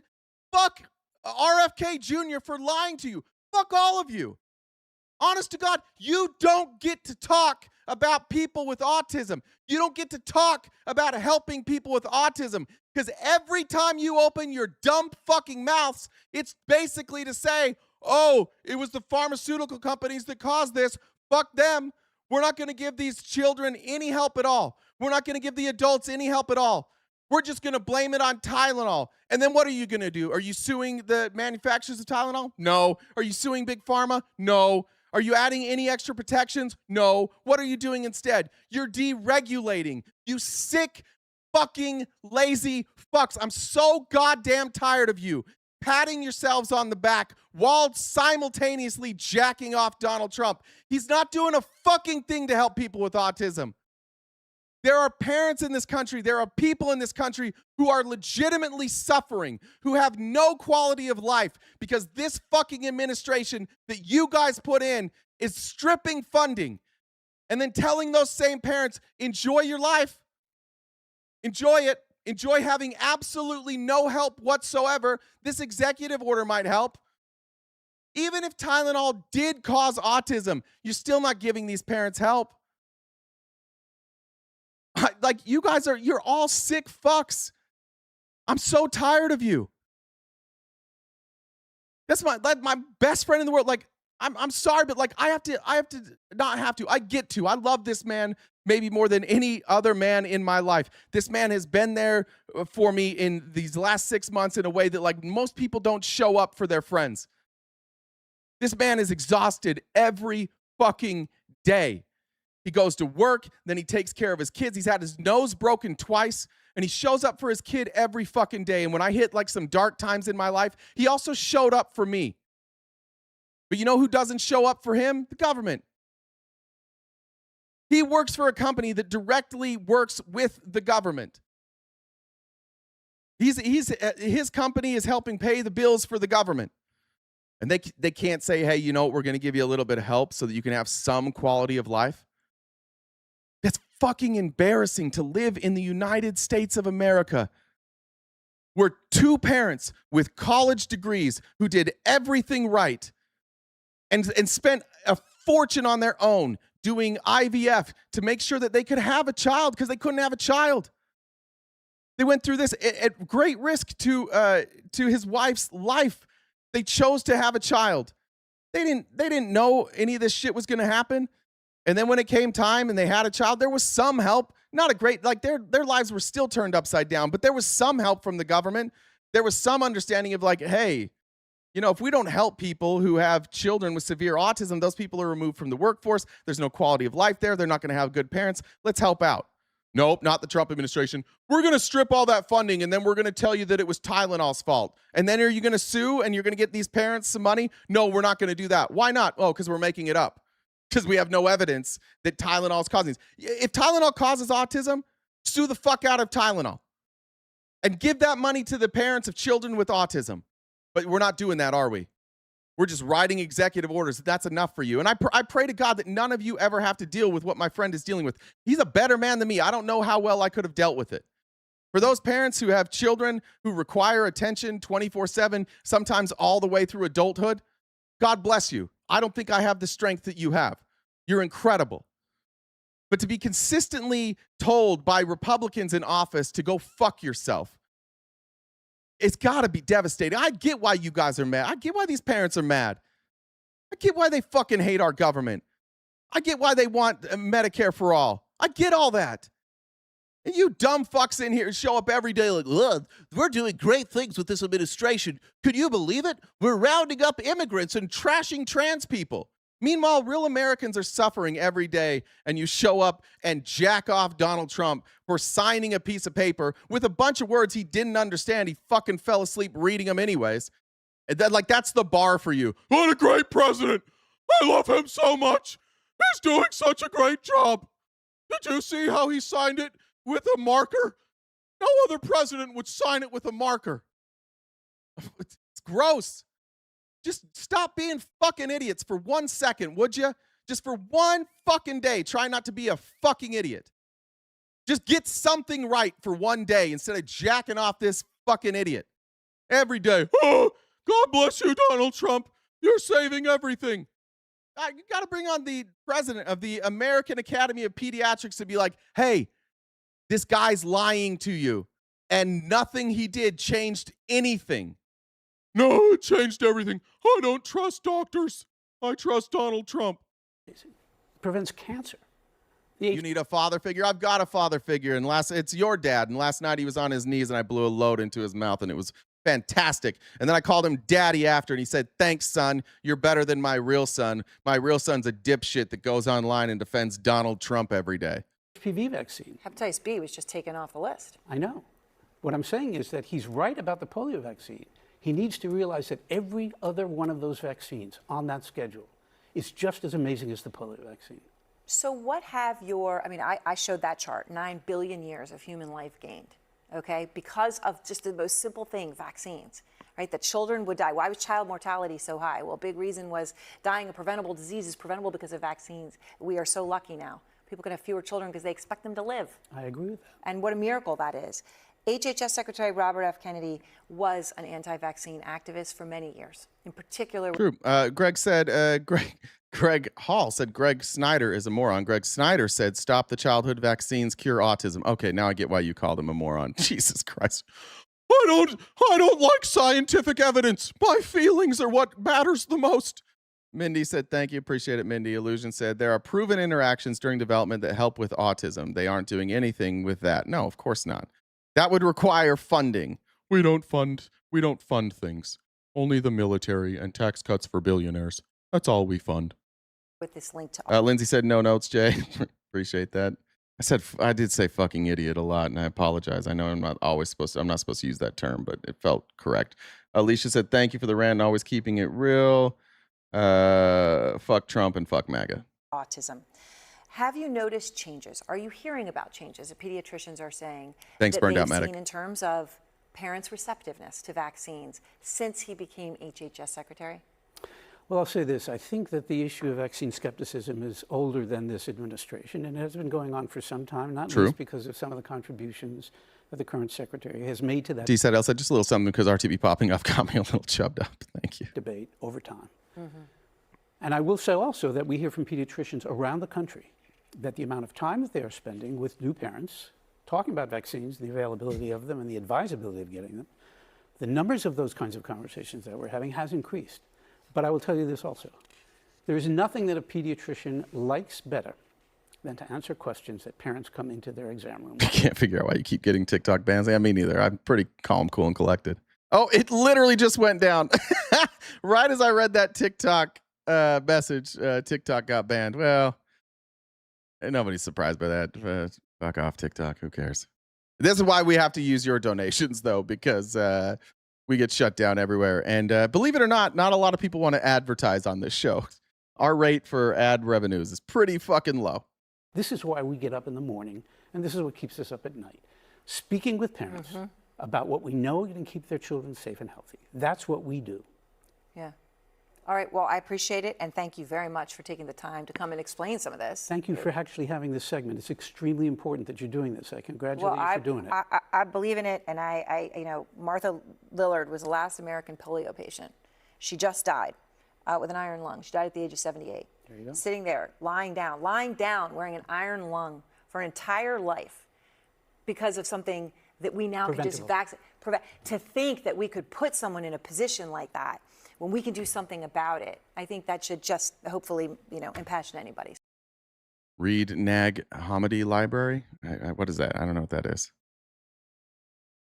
All right. Can I point to a country where children under 3 receive a comparable amount of vaccines as the United States? Yeah, let's look. Let's see.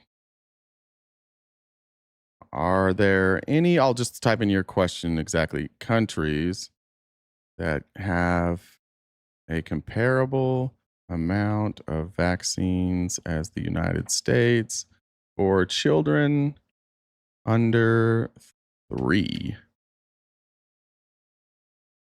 But word for word, that's the question we put in there. What do you think the answer is going to be? Who was it that asked that? Read the literature and you could find the scientists who are skeptics. Skepticism is not proof, though, right? Like, I know that there are scientists who are skeptics. I've listened to I have a child. Like, I did all this research.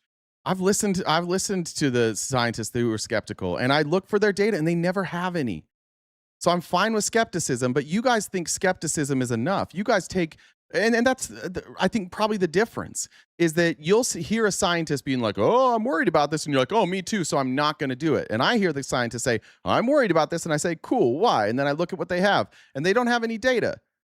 And so I go, well, the best thing I can do as a parent is go by the best available data. And I'm going to choose to follow the best available data. And maybe that's where we're different. You're like, I think my gut is more right than data. Am I a doctor? No. That's why I listen to doctors and scientists who study this, right? But you're saying, like, when you say that there's a skeptic, you're like, well, I listen to a doctor, he's a skeptic. Cool, but that doctor is in a fringe minority and doesn't have data to back it up. So me, as somebody who did not go to medical school, why would I side with the person with no data and a minority opinion over the people with all the data and a majority opinion? What kind of dumb shit is that, to be like, I'm going to go with the people who almost nobody believes and they have no evidence? I think you probably don't have kids. So I'm guessing. I don't know. But, like, why would you do that? Okay. The question was, are there any countries that have comparable amount of vaccines as the United States for children under 3? The answer is yes, but if by amount you mean the number of diseases routinely covered or the total number of recommended doses by age 2 to 3, several high-income countries are broadly comparable to the United States. France, Israel, France, and Germany. Across advanced health systems, schedules generally protect young children against roughly 12 to 15 major infectious diseases. The U.S. is toward the high end, but it is not uniquely high. By age 2 to 3, the current U.S. Schedule routinely includes protection against diseases such as hepatitis B, rotavirus, diphtheria, tetanus, pertussis, Hib, what is that? Pneumococcal disease? I don't know what that is.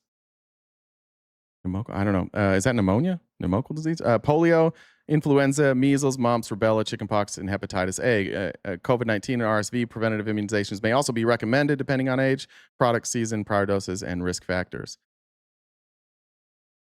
Pneumococcal. Shut up. Is that really right? There's no way that's right. Pneumococcal. Yeah, that is right. That's pneumonia. All right, just say pneumonia. What's this map? Let's see.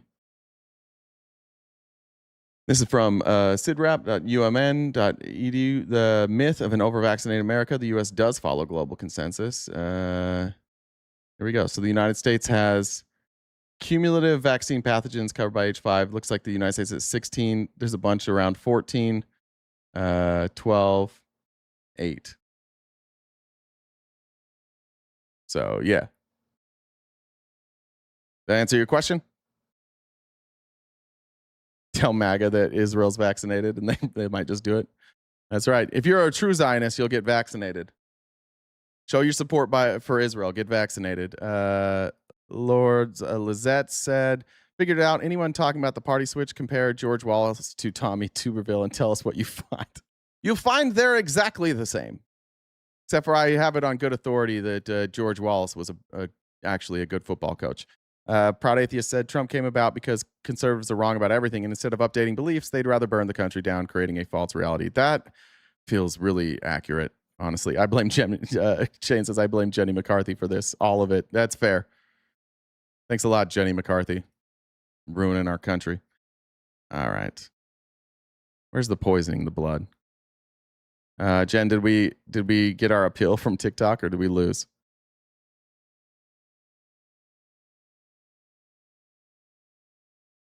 I'm waiting for it to come through. I just submitted it, so we'll find out. All right. I can't. This is the last thing I'm going to show. Well, actually, I'm going to skip that. I'm done with COVID shit. Everybody knows Donald Trump lied about COVID. If you don't, there's no use even showing you at this point. I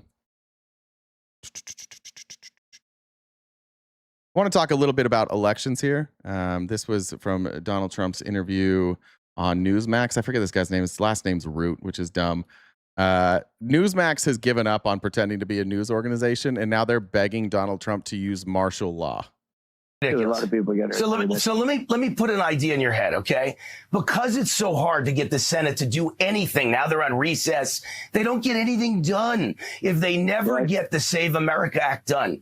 You have the right to declare a national security emergency for elections. And the Supreme Court ruled in 1983 under Reagan that INS versus Chadha, that if you declare a national security emergency as the President of the United States, they can't challenge it. It can only be overturned by a 2/3 vote of both houses of Congress. So if you do this in the next month, we will get photo ID, proof of citizenship, and a limit to mail-in ballots. And you don't even need the Senate vote. Let me help you with this. Groot.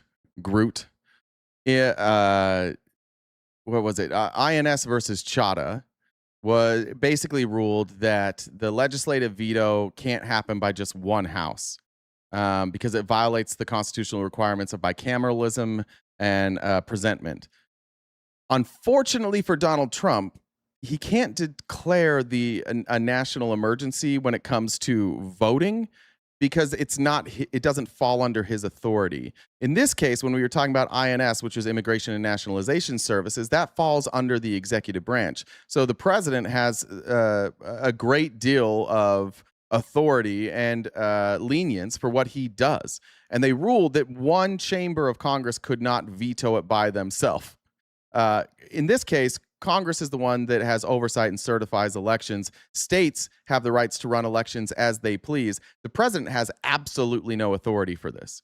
So could he do it, and would maybe the Supreme Court back him? I guess anything's possible, but the case that they're citing here is completely irrelevant to what Trump's saying. Now, Trump at the end, you'll hear here, because I do think that Trump will try and do something, and it's just a matter of will the courts stop him. And a limit to mail-in ballots, and you don't even need the Senate vote. Okay, I'll leave it at that. All right, we'll leave it at that. Yeah. So let me. I don't know what's been more strange than a president declaring a state of emergency before something happens. By the way, how could you have a state of emergency about an election being stolen that hasn't happened yet? I know that they're going to try. I don't know what they're going to do, but the reason that I think Donald Trump and many people in that cabinet are very, very confident is because of Todd Blanche. Todd Blanche is Donald Trump's attorney, and now he's the attorney general. And he doesn't act like the attorney general. He acts like Donald Trump's personal attorney.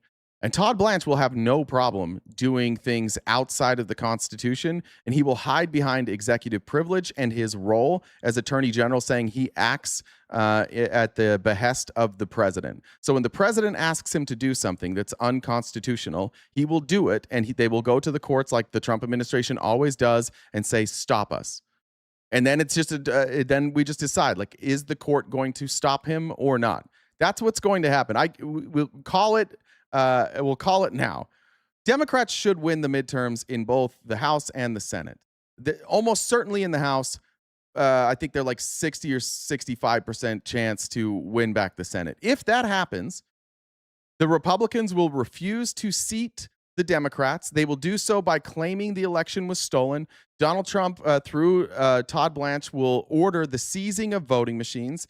The FBI under Kash Patel likely will go in and seize those voting machines, and then the states where the voting machines are seized will appeal that decision, and it will go to the courts. Donald Trump will try fascism. He will try authoritarianism, and we better hope that the courts stand up. That's just my prediction. I'm happy to eat crow if that happens. If Donald Trump, if the Democrats win the House and the Senate and Trump does nothing, I'll happily come back on and be like, you know what, I was wrong. I thought for sure he was going to do that. But it sounds like an awful lot like that's what they're planning to do. Trump doesn't want to rule it out. This is Trump's former attorney, Ty Cobb, not the baseball player. We had him on the other day.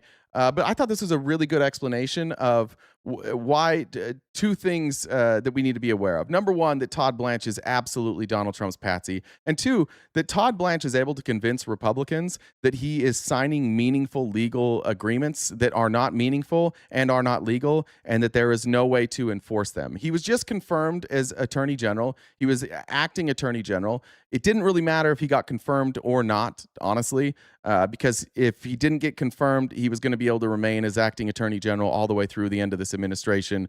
We don't need to get into that, but like there were procedural things that Trump could do to keep him in that role. There wasn't anything anybody could do to remove him from that role. So this was largely ceremonial, but the Republicans who decided to vote for him did so. I don't know why. I don't know why Cornyn did it.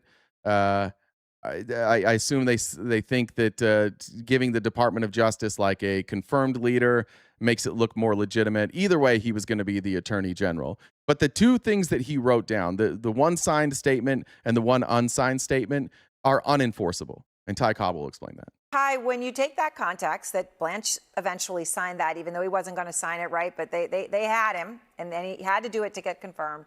And then Trump comes out and says, quote, that will be up to Todd Blanche when it comes to whether the anti-weaponization fund is dead. What's Trump saying? Well, I think he's passing the buck. I mean, basically, we all know that Todd. I don't think he's passing the buck. I think he's telling the truth. He's saying Todd Blanche will decide. Todd Blanche is saying, I do what the president says. They're both actually saying the same thing. Trump is saying, I'm going to pass the buck to Todd Blanche, I guess, in some way, like he gets to make that decision. But like, obviously, Trump's making that decision. Blanche is going to do whatever the president asks. That's his history. Yeah, and keep in mind that Todd Blanche drafted that order, not the senators. I mean, the wordsmithing in it is very, very clear. It's really not worth anything more than a press release. It has no legal force and effect. In fact, the agreement between the president and his family with regard to the fund and with regard to his IRS immunity says it can't be revised without the signatures of all the parties. So that document has no force and effect. It was pure theater. Blanche will find a way to do whatever the president wants with regard to rewarding the violent insurrectionists of January 6th. And Trump, of course, his view on the fund is very clear. I mean, he said it again and again. He said it even in recent days, right, that he thinks it's a beautiful thing and that it's fantastic.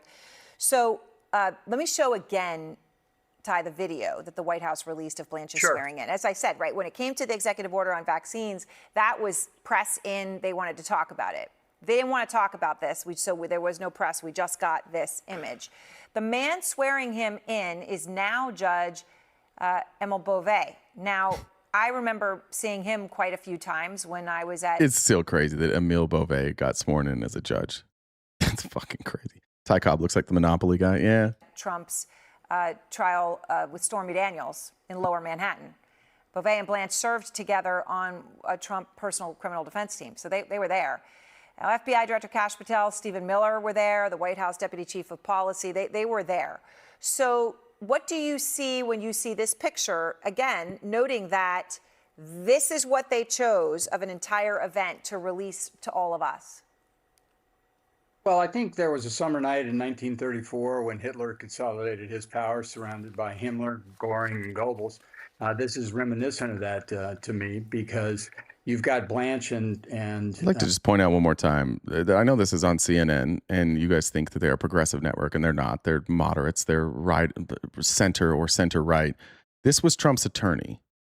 This isn't a Democrat. It's not a lib. This is somebody who gave Donald Trump legal advice, good legal advice, and got fired for giving Donald Trump good legal advice that turned out to be true. He was unwilling to sacrifice his own law career to lie for Donald Trump.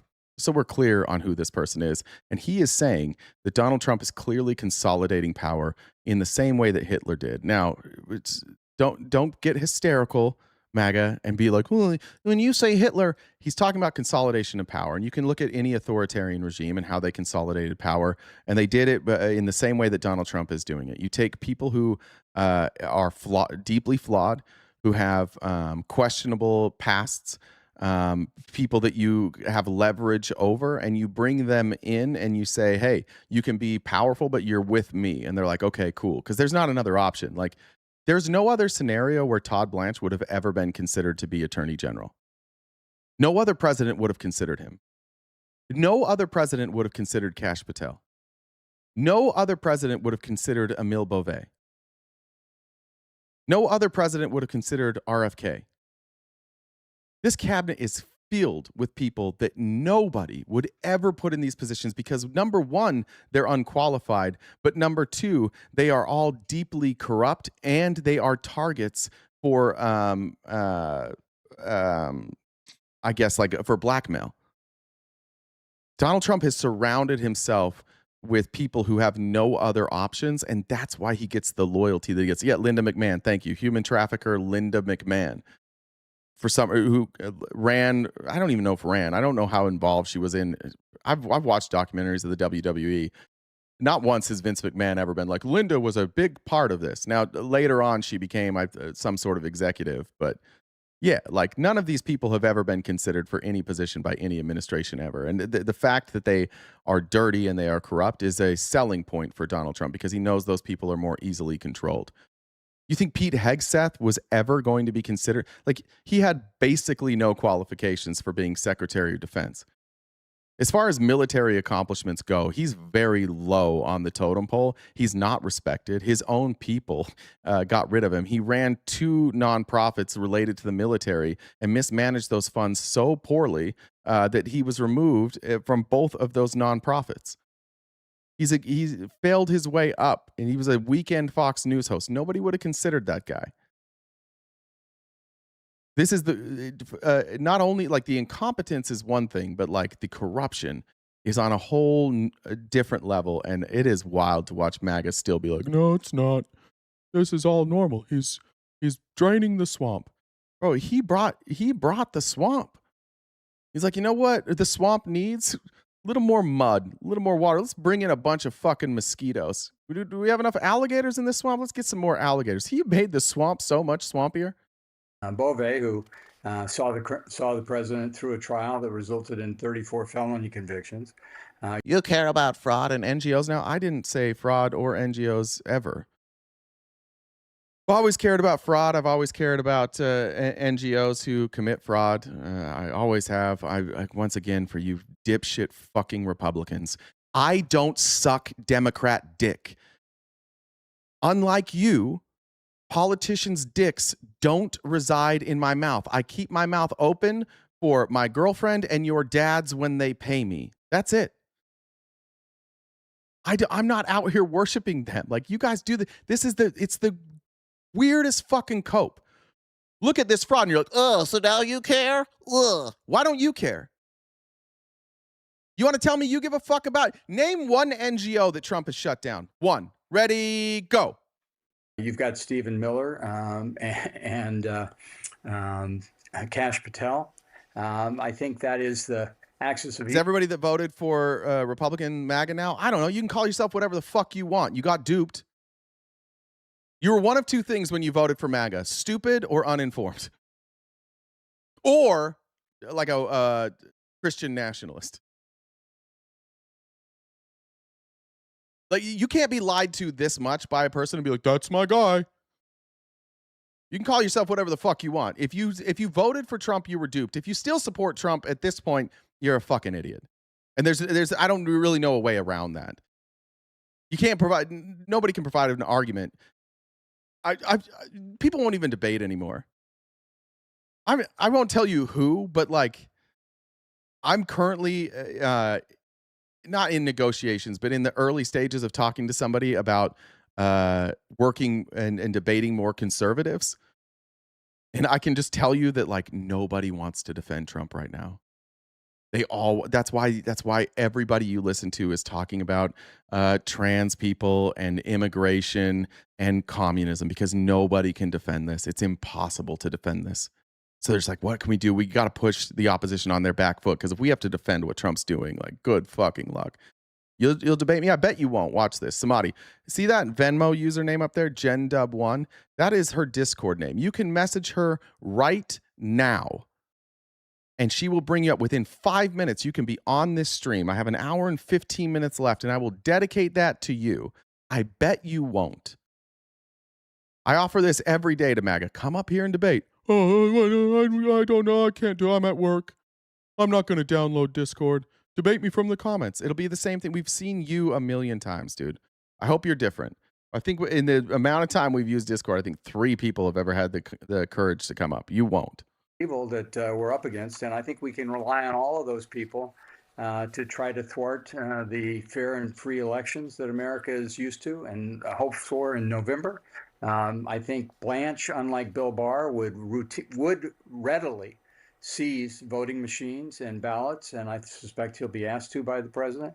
I think he'll be asked to perpetuate the slush fund and find a way to get those funds to the violent insurrectionists. And I think that you will see Blanche as point person when in January of next year, a Democratic House should be sworn in, working with Mike Johnson to prevent that. So I want to ask you one other thing, and which, just on the sobering note that you just said, that Todd Blanche would, you think, be willing to seize voting machines and ballots. Trump also announced today that his White House staff secretary, a guy named Will Scharf, is going to become the new White House counsel, okay? And that's a job, obviously, you're very familiar with.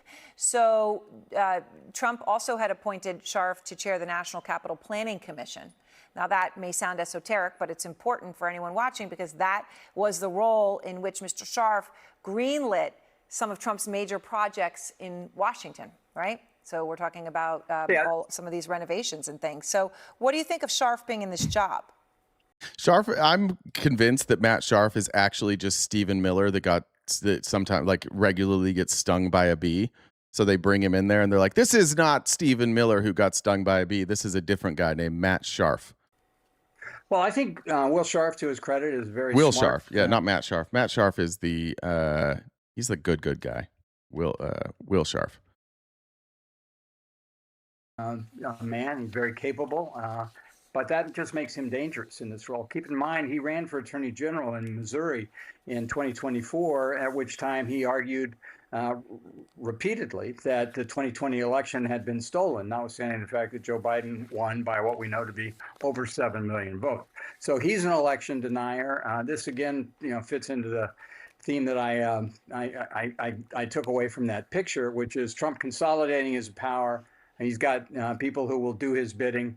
Whether it's to deny an election that he lost badly, to reward the violent insurrectionists of January 6th, create the slush fund, hollow out the Justice Department, pursue revenge prosecutions. This is a country going the wrong direction when it comes to the rule of law and the Justice Department. And as I look at this, I think to myself that only John Mitchell's family could be happy about Todd Blanche becoming Attorney General. Who was the person that said they would debate me? Sorry, that's the end of that one. Who was it?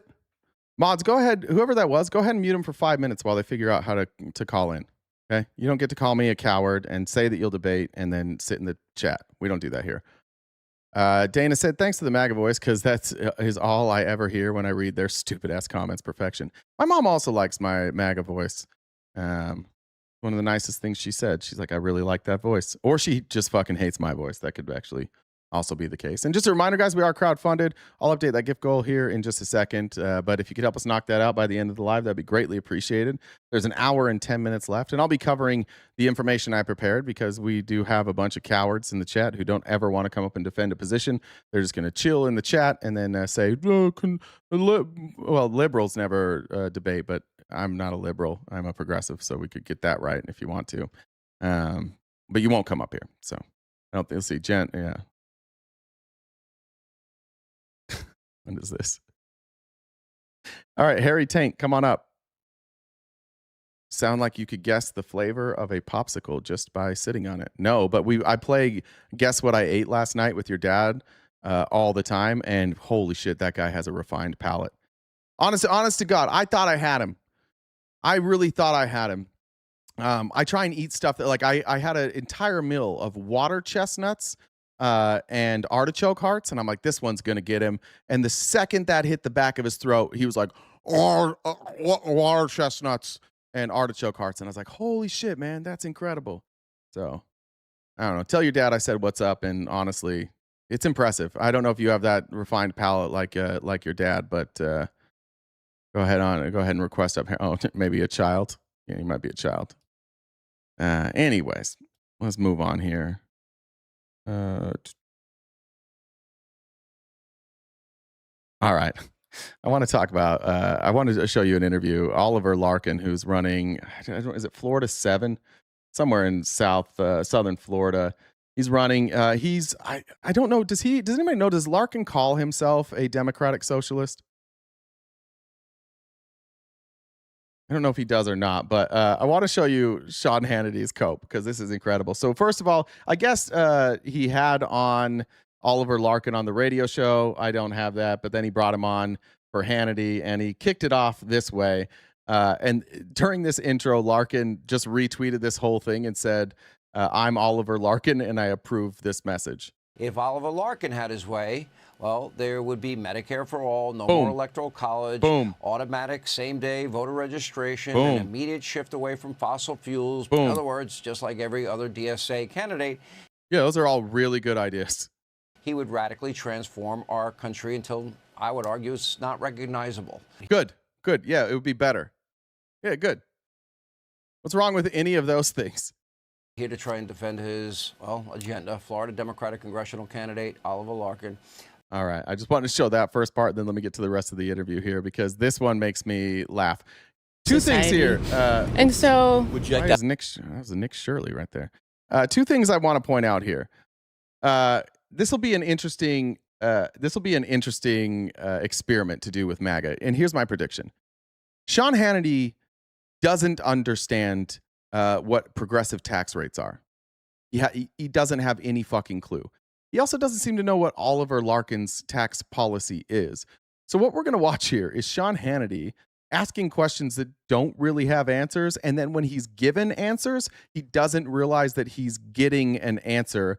And Oliver Larkin proving that he is not either a Marxist or communist. So it'll start with this. Let me skip through that intro again because it was the same thing as Sean Hannity listing that off. And we'll go here. Oliver Larkin. I do appreciate you coming on. I do. Let's pick up where we left off on my radio show. So I ask you, to each according to their need, from each American according to their ability. And I ask you, well, who said that? You did not know that it was Karl Marx. Okay. I need you guys to just implant that in your brain. Oliver Larkin did not know perhaps the most famous quote from Karl Marx, the father of Marxism. It's why they call it Marxism, because it was Karl Marx. Okay? I just want you to think about that for a second. That he doesn't know that quote. He also doesn't claim to be a Marxist. You had time to think about that. I've been focusing on meeting the people of our district, and I'm not coming at this from a theoretical point of view. I'm coming at this race from a pragmatic point of view of what the American people and the people of South Florida need, and that is Medicare for all, that is universal child care, that is the policy proposals that you just articulated on your show. This is what people, working class people, Democrats, Republicans, and independents want to see reflected in our government's priorities. I like it. To be frank, communists don't know their ideology well. Well, you don't seem to know the difference between communism and Marxism either. First of all, he's not a Marxist. So why would he know that? Second of all, he's not a communist. Every time you guys open your mouths, you prove that you don't know what any of these words mean. Is Hannity the same way? Are you a communist? No. Are you a Marxist? No. Why don't you know what Marx said? Because I'm not a Marxist. How come this doesn't sound like communism? Because I'm not a communist. But you are a Marxist, communist, socialist, fascist. That's what all of you sound like. It's not his ideology. He's not a communist. You keep doing this. You're like, you're a communist. No, I'm not. Yeah, you are. Well, I'm not. Tell me about communism. I don't know that much about communism. You don't even know your own ideology. I'm not a communist. Yes, you are. And then we just go in circles. That's all it takes. Just someone told you they're communists, and so you're like, all right, they're communists. Well, what gives you such confidence? Medicare for all, taxpayer-funded abortions, federal government, prescription drugs, no more electoral college, automatic same-day voter registration, et cetera, which I think is ridiculous because you need time to check it out. $25 minimum wage. Let me ask you the question this way. No, I believe in the government. This is the thing, Ray. Like, I'm not a communist or a Marxist. I do not believe in the abolition of government and currency. I think it would be nice if we did something to address class systems. I think that would be good. But no, I'm just not. I have said, and I'll tell you my ideology for the millionth time. I believe that for things people want, free markets work really well.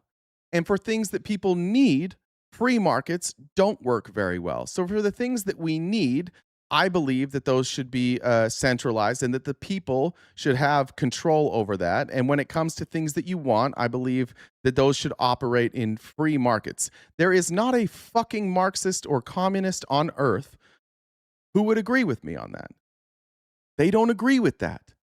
I think communism is silly. I think Marxism is silly. I think socialism is silly. I think capitalism is silly. They are all incomplete economic theories that have never been fully implemented. And if they were fully implemented, they would be exposed as easily manipulatable. I want things to not be easily manipulated. And people who are ideological get manipulated quite easy. I grew up in a cult. So all this stuff, when you talk about cults, like I feel the same way about Marxists, communists, socialists, and capitalists as I do about any other religion.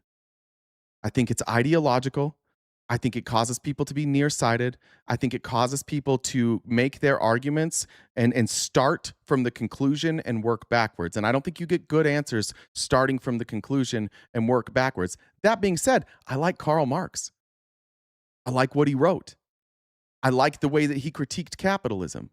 And a lot of people say that because Karl Marx said, like, well, basically what's going to happen is capitalism will be unfettered, and the solution to that will be socialism. What a lot of people don't recognize is that Karl Marx wasn't saying this has to happen. He was making a prediction based on his view of how humans interact with each other and how humans will react once wealth inequality is exacerbated. And his view was that once capitalism took place, where the end result is to like have all the money, right? Once it got so imbalanced that people naturally would revert more to socialist ideas. And he's right about that. That has happened everywhere across the world, and it's going to happen here too. People will recognize that sometimes free markets and capitalism don't work. They don't work for everything. If I want to sell, like, there's this pen, I don't necessarily think that creating nice pens works in communism, right? Could you create a co-op which is more socialist and be innovative? Sure. Do I think sometimes that if you want a real innovative pen, you might have a charismatic leader with a vision who says, look, I could do this with a group of people and we could put this together and we could share in the profits, or because it's my vision, I'm going to hire people to accomplish my vision and I'm going to get some outside capital. I'm going to bring them in because I don't have access to that capital, and I'm going to build this pen and I'm going to sell this pen and I'm going to make a fortune. Do I necessarily have a problem with that? No, because I think people can be innovative in that way. I think that we've developed some really unique and good products because people, whether it was a desire to fix a problem or just they got an idea and they're like, I can get really rich on this. I think there's been a lot of things that work out by obtaining capital and providing good jobs for people, and then maybe that company goes away, maybe it stays around for a long time. I don't necessarily hate that. So I recognize that capital can be useful. I recognize that the principles of capitalism in certain instances work. Same with socialism, same with communism. It is a really dumb take to come on here every day and accuse me of being a socialist or a Marxist or a communist or any mixture of those things, or even a capitalist. It's stupid because that's not what I believe. The reason that right now I align with people like Oliver here is because he's talking about a real solution to our problem, which is that we are 3 to 4 times more expensive for health insurance than any other country in the world. And every solution that the Republicans and the capitalists point to, they say, "Oh, our drugs our health insurance is more expensive because look how much more we have to pay for drugs." Yeah, why do we have to pay more for drugs? Because the drug companies charge us more. Why? Because they can. Why can't they charge Denmark more? Because Denmark all has everybody on one plan, and they collectively bargain, and they say to these drug companies, "Nah, we'll go to somebody else."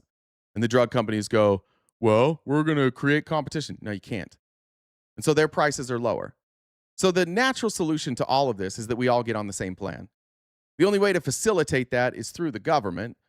We already have a program that everybody is enrolled in and everybody's paying into called Medicare. So the most simple solution to all of this is take Medicare, which is a program that already exists, and expand that program and keep paying into it. And then we can collectively bargain. You think that 350 million people aren't going to be able to push back against the pharmaceutical companies? It cuts out all the lobbying. What are the pharmaceutical companies going to do? Go to Congress? Hey, why won't you let us charge a 10,000% markup anymore? Yeah, because our voters don't want to pay that much. Please? Sorry, can't. So that's why I like these ideas. You're an idiot if you think that somebody who's a democratic socialist can't have good ideas. You're an idiot if you think somebody who's a capitalist can't have good ideas. Good ideas are good ideas. Just play them through. Walk through them. Is Medicare for All a better solution than what we have now? 100%. Are there going to be speed bumps? Are there things is it going to be imperfect? Abso-fucking-lutely. Is it going to be everything everybody dreamed of? No, some people are going to be disappointed. But is it a better alternative and a cheaper alternative? Fuck, yes it is. So that's why I like them. Out of every dollar these so-called evil rich people make, Oh, Joe, this is Sean Hannity. Sorry, he's on Fox News. how much should they be able to keep in their pocket after they pay all the taxes you and your fellow socialist / Marxists would like to take? How much should they be able to keep? That's not how taxes work, you dumb fuck. We have a progressive tax system. It depends on how much money you make. There's no answer to this question. How much should they be able to keep? Who specifically? You've got to be far more specific with the way our taxes work. You can't say, just in general, how much should people be able to keep? I think if we went back to the mid-20th century... Trump already did this. It's called most favored nation pricing. Yeah, guess what? That's on a handful of drugs, and it's unenforceable. The pharmaceutical companies participate at will. They can opt out anytime. It's not a law. Trump didn't do this. Trump convinced a couple people to lower their prices. That's it. Top marginal tax rates that we saw under the FDR, Truman, and Eisenhower administrations, that would be a fine place to start, because that was the golden age of the American middle class when we were expanding the share of wealth and equity in the country. And you want well, give me a number. What percentage of every dollar should every American be able to keep after they pay the government, local, state? He just does it again. He doesn't understand progressive tax rates, I guess. He clearly doesn't understand this plan. The plan for most democratic socialists is that you increase the progressive tax rate, and you have a top marginal rate at 70 to 90%. And if you have that, let's say that kicks in at $10 million. In that case, that would mean, what's the top tax rate now? Is it 35 or 37? Let's call it 36 just for fun. Say the top tax rate right now is 36%. You would pay 36% up on every dollar up until 10 million. And then every dollar after 10 million, you would pay 70%. But it doesn't work for everybody, because the amount you pay in taxes depends on your income. Federal. it depends on the range of income that someone is making. For billionaires, I think that billionaires should be taxed out of existence. There's far too much money that is concentrated among the wealthy few. You want to empower the government to take from the most creative providers, the most brilliant people in our country. Now, I don't know many billionaires. They're already empowered to do that. Is Sean Hannity unaware of what taxes are? You want to empower the government to tax people? No, they can already do that. That are self-made, that are stupid. Do you? I don't know any. Well, I think that in the case... Does it have to do with anything? I don't know any self-made billionaires that are stupid. So? They should still be taxed. They could be brilliant. They could be stupid.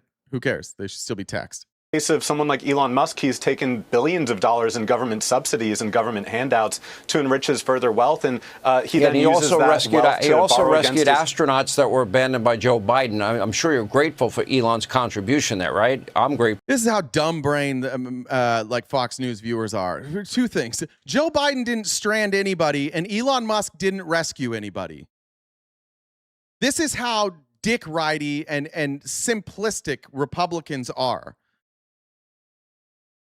This is the dumbest. Joe Biden left our astronauts and Elon Musk rescued them. Neither of those things happened. Neither.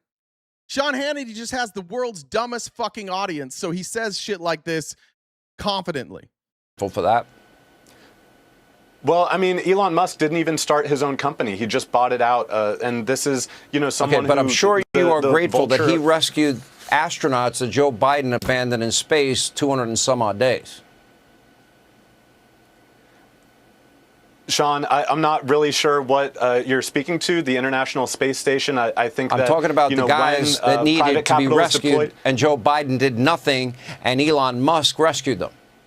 I'm sure you're grateful. All right, let me move on. I think that we should have... How much... By the way, NASA said that they were not stranded, and that the astronauts were integrated into ongoing station operations, and the safety protocols dictated waiting for the designated rotation flight rather than launching an ad hoc rescue. There was some issue with their thruster. So as that was being fixed, then they waited for the most efficient time for the rotation to bring them back, and they were reassigned to different jobs. They weren't just sitting up there doing nothing. This is how bad faith Hannity is. But again, we're talking about taxing billionaires. What the fuck does this have to do with that? See how incoherent, like Hannity's incoherent when pressed about like real issues. Nobody gives a fuck about Elon Musk using SpaceX to go get astronauts. That has nothing. And if Elon Musk was taxed at 90%, that wouldn't have changed anything. So Elon Musk will only rescue people if he's allowed to be a trillionaire? I think that we should have... Maybe that's the problem. A national NASA billionaires system should that be is taxed actually out of funded and not existence. having How Jeff about- Bezos or Elon Musk making their own rockets. Somebody making $100,000 a year, how much of every dollar should they be able to keep? Whatever their tax bracket is, bud. Whatever their tax bracket is. What is it right now for $100,000? You're making $100,000. What's your percentage? Somebody look that up. I think that the tax rate on most middle-class Americans and Oliver, Sean, give me a number. It's not that How easy. much out of I know every that dollar nuance should they doesn't be work able to well on keep? cable news, but $100,000. No, I don't think that we $100,000. should be. I How don't think that much we should of be every raising dollar should they taxes be able to on keep? It's a middle-class simple Americans. question. Yeah, you would know the answer, Sean. Just look up the tax rates. He doesn't want to increase the tax rates on people making $100,000. So just whatever the tax rate is right now. I don't think it's 37%. I think that's the top tax bracket, and I don't think it's lower than that. Somebody know? How much are you willing Sean, to let the government take? How much? Give us a number. I want to see a return on our taxpayer investment. We pay Give into us Medicare, and a yet number. we don't get to benefit Somebody from Medicare works for all. hard, makes $100,000 a year. How much of every dollar should they keep? I'm not interested in changing the tax rate on middle-class Americans, on people making $100,000. I want to raise taxes. Somebody that on the makes billionaire class and on the $500,000 a corporations year, that are getting away from it. $500,000 a year. How much out of every dollar? 22%. Whoever got that is correct. So it'd be 22% of every dollar. You just look this up, Sean. Or should they be able to keep? It is in proportional to the top marginal tax Give rate. me 32% at $500K. a number. Where if you're making Oliver, give me Sean, a number. How much Sean, out of it's every not that dollar should they easy. keep? He's so mad and has no idea that he's just a fucking idiot. Why won't you give me an exact number? Because I don't have a policy for this, bud. I'm not trying to raise taxes on these people. I don't know. Whatever this is, this isn't what I'm running on. Give me a number. I don't have a number, Sean. This isn't part of my plan. Tell me the number. That's simple. It's not that simple. You're the one that wants it, Scott. Cradle to grave, womb to the tomb, They should Green be New getting out Deal. what they put into the system. This is you, cradle to grave, womb to the tomb, Green New Deal. He just starts like rambling off catchphrases. I'm not raising taxes on them. Cradle to womb, or I guess cradle to grave, womb to tomb. Okay, but I'm not raising those taxes. Okay, so how much the Green New Deal, in your head? we should have public ownership of utilities. We're experiencing a DSA climate people crisis. talk a lot about fairness. What is fair for a guy that makes $500,000 a year out of 32%? Look it up, Sean. Dollar. How much should the government get? So mad. Just Google it, brother. You got a whole fucking staff there. They could just put it on the screen. Answer the question. Why don't you stop playing games? The person making $500,000, $1 million a year, they should pay the same rate in Social Security tax as the rest of the working class because there's a Social Security How much income out of cap. every Lift the dollar should Social go to Security taxes? income cap How from much can they keep? $184,500 a year. Oliver, this is Tax my last every shot, and I'm dollar going to say that goodbye. a billionaire makes into the. I'm not talking. I asked you $500,000 a year. How much should go to the government out of every dollar? How much should they be able to keep? Answer the question. Be honest, for crying out loud. Because he can't answer that. There's tax brackets, you dumb fuck. How does he die? What does Sean Hannity make a year? He can't answer the question. There's no way to answer the question, Coast and Clear. Like, I see what you're saying, like he's talking over him, but you can't even answer that question. What is the best tasting color? Huh? What color tastes the best? It doesn't have color, doesn't have taste. You answer it. He doesn't have a plan for this, my friend. Like, he's not running on changing those tax brackets. This isn't part of his plan. He's fine with taxes staying where they're at, except for people making, I think his starts at 100 million. That's his plan. He's not changing any of that stuff. Simple question. What percentage? It's not a simple question. Oh God, you must love Fox News. It's not a simple question. There are tax brackets. If I make $100,000 currently, it's 22%. If it's $500,000 currently, it's 32%. What Sean's asking him is not what do they pay, what should they pay? And he's saying, I'm not addressing that. That's not part of my plan. He said he went to his plan, and his plan is, I think everybody should pay the same in Social Security tax. That's part of his plan, lifting that cap. That's part of his plan, which he just answered. Sean Hannity's asking him a question that has nothing to do with his plan and is unanswerable. And we still have Republicans in here like, remember when I told you that they wouldn't get it? That we just play this Hannity thing and they'd be like, yeah, why isn't he answering it? It's not his plan. He doesn't, what, you want to make up a number on the spot? What's fair? They should pay the same Social Security tax rate as working class Americans. Goodbye. We need to raise the taxable income cap on Social Security.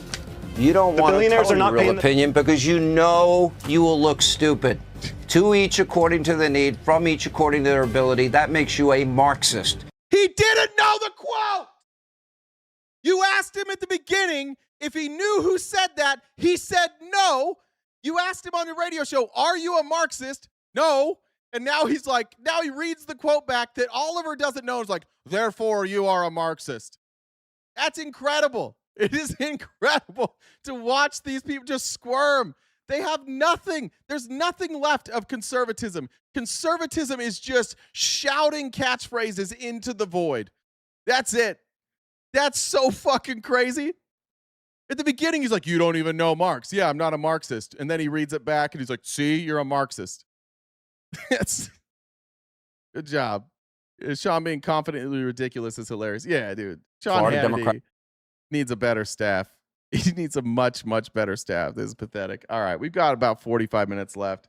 I don't even know if we're going to get through this, and I got a trigger warning, you guys. We are going to watch Nick Shirley, and we might have to finish this off tomorrow. But Nick Shirley, I'm going to skip through like the intro. I'm going to get to this. I'm going to go to a couple clips. Nick Shirley's newest video is asking Americans about the rise of communism inside the United States. And I just want to point out one more time for all the Republicans and MAGA and just uneducated people here, there are, let me count,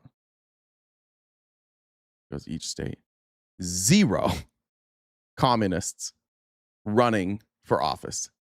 Zero. Or at least federal office. There's probably some on a state level. Zero. And Nick Shirley did a documentary about the rise of U.S. communism. What's up, Jen? I just wanted to remind everybody, I know how much you hate doing this, so I'm going to do it.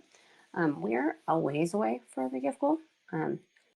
Not mad, maybe a little disappointed. We got about 45 minutes left to knock out the rest of the gift goal. So if we did a Dollar Tree, we could probably knock that out real quick. But yeah, we got about 45 minutes left. So if you guys are in the position to help out, that'd be sweet.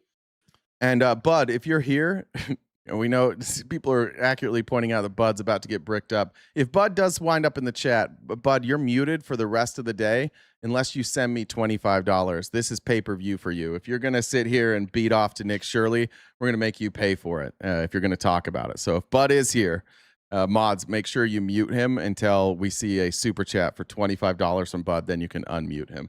Anyways, here's Nick Shirley, who also definitely doesn't know what communism is. About the rise of communism here in South. Must there be a communist running for federal office to state that there is a rise or no? I didn't know that in order for a rise to happen, you need them in public office. Yeah, dude. Yeah, you would. Because otherwise, what is it? What's the rise? How do you measure the rise? I guess let's see. Like, how does Nick Shirley measure the rise? Let's see if he defends that claim then. I didn't make the claim. My claim is that there's no rise because I see no evidence thereof. So let's see if he provides evidence of the rise of communism. Side of America. Let's get into it. Let's start talking to the people here and wait till the very end because it gets very interesting. I bet. Let's go. Your laptop right here says this machine kills fascist. Yeah. Right now we have a rise of communism here inside fascists of America. What do you think about the rise of communism? Communism ideas, socialist-like ideas. So already we've left communism and now we're on to socialism, which again, those are different words for a reason. So already Nick Shirley is like, never mind, not communism, socialism. The DSA is very prominent nowadays. I think it's and a now good he's got democratic socialists, which are also not socialists purely. It's a form of socialism. So we've already left communism, socialism, and now we're on to democratic socialists.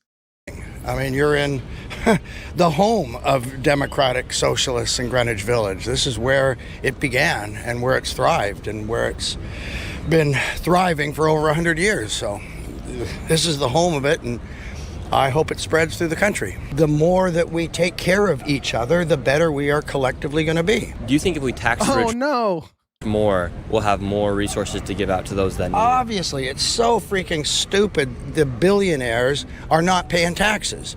And if they just paid their share, we would have health care for all, for instance. And what do you think Well, about... we could pay for it. For instance, a lot of people say, like, we need to tax the billionaires more. But then we also see all this fraud that's taking place here inside the United States. Do you think if they just got rid of fraud, we'd have enough resources for everyone? Just because some thieves... Fraud is illegal, right? We're already doing we're trying to get rid of fraud. We're actively prosecuting fraud. Fraud is illegal. It's not like fraud's legal, right? Yes, we could also say you can do both of those. You could tax the billionaires while continuing to pursue fraud. And spoiler alert, guess who's doing most of the fraud? The fucking billionaires. Are stealing some stuff doesn't mean that we should stop the system and stop taxing people and stop helping people. Just because some people cheat doesn't mean you should wipe out the system. And since Zoran's taken office, there's been about a lot of millionaires and billionaires have left the city, and there's now it's estimated that there's like $11 billion that will no longer be able to get. Anybody want to guess when this study? This was based on a. These aren't real numbers. This was based on a projection. This study was done in 2022, and they projected that New York had lost about $11 billion in tax revenue because of people who had left New York. But this isn't a net loss, right? There were net gains as well. This is just the loss. And this is from 2022. And I don't know if Nick Shirley read the article, but Zoran Mamdani was not the mayor in 2022. collected from taxes here inside New York City. Do you think by taxing the rich, more people will flee New York? No, and I don't believe those numbers. Everybody wants to be here, so there's no reason for them to leave. What do you think about the rise of communism here inside New York City and across America? He's going to have some good points. Let me read these real quick. But notice the difference between speaking to somebody who's like pro-socialism or democratic socialism and somebody who doesn't know what it means. Stacy said a second donation today because I worry the gift goal is in trouble. Great show as always. Thank you. Johnny Longtrail, good to see you, brother. I hope you're feeling well. Said meh. Andrew said Dollar Train for me +1. Nighthawk said thank you for your work. Oh shit, Nighthawk, big W for Nighthawk over on Venmo, wiping out the rest of that gift goal for $165. And Jamie said Antifa dues. Thank you very much. I'll get rid of the gift goal, guys. Feel free. You can still pump it in there. That's fine. Some days we're short. We were short yesterday. You can still do it, but we'll stop guilt tripping you about it. It's deplorable. Absolutely deplorable that we're allowing this to happen. Everyone needs to just grow up and wake up. What do you think about the rise of... That was the whole thing. What do you think about communism? It's deplorable that we're letting them do this. What are they doing specifically? They need to grow up. Oh, okay. Notice how the people who support, you'll watch this, that support socialism or democratic socialism, all have real conversations. The people who he talks to that are against it have no fucking clue. Communism here inside of the United States. The rise of communism? That would be hard for me to answer unless we have a shared definition of communism. Yeah, so for instance, right now here in New York City, they're now freezing the rent. They want Medicare for all. That's free Medicare. They want to tax the rich, redistribute the wealth. Zohar Mamdani, he also wants prisoners to get released. He's trying to get rid of Rikers Island and abolishing private ownership. Nick. This says Communist Party USA, and Zohar Mamdani hasn't tried to abolish private property. Were these other claims even correct? Real quick, let's just go back through them. Zohar Mamdani, he also wants prisoners to get released. He's trying to... Yeah, he did. We incarcerate too many. He is kind of okay. Like, he's on board with that. Permanent closure of Rikers Island, yeah. Get rid of Rikers Island and abolishing private... Yeah, that's clearly not Mamdani, right? Like, Nick's just lying. Ownership in some cases as well. Okay, thank you for this definition. My thoughts are pretty positive. I feel aligned. I can't really speak to specifics, but I think I'm pretty pro-communism. I'm pro making things accessible. I'm pretty pro getting rid of prisons. How can you like to get rid of prisons? Now, she's not describing communism, of course, but she's using the shared definition that he gave. She's simply saying those things that you listed off, if that's what you're saying is communism, I'm like pretty pro all of those things. Well, like the system of criminality is a very strange way to interact with, like, I guess humanity in general, and like things that as a species we're not interested in, like perpetuating. I think it's kind of backwards. And so I'm not certain what prisons are actually doing for our society. And so... Would you like to have criminals out in the open? Well, do I want criminals out in the open? Sure. I'm fine with that because the idea of a criminal is like a little bit funny to me. Let's just say somebody who has raped a woman. Totally. Would you like them to be out in the street? I think my answer is yes, even though that's a challenging answer to say. So if you got raped, would you like your rapist to be out in the street? Well, like, let me finish. Because I have been raped, and they are out in the street. And I'm not sure, like, them going to jail is a solution to, like, whatever's going on inside their heart, or even my own heart that, like, contributed to that experience that I'm having.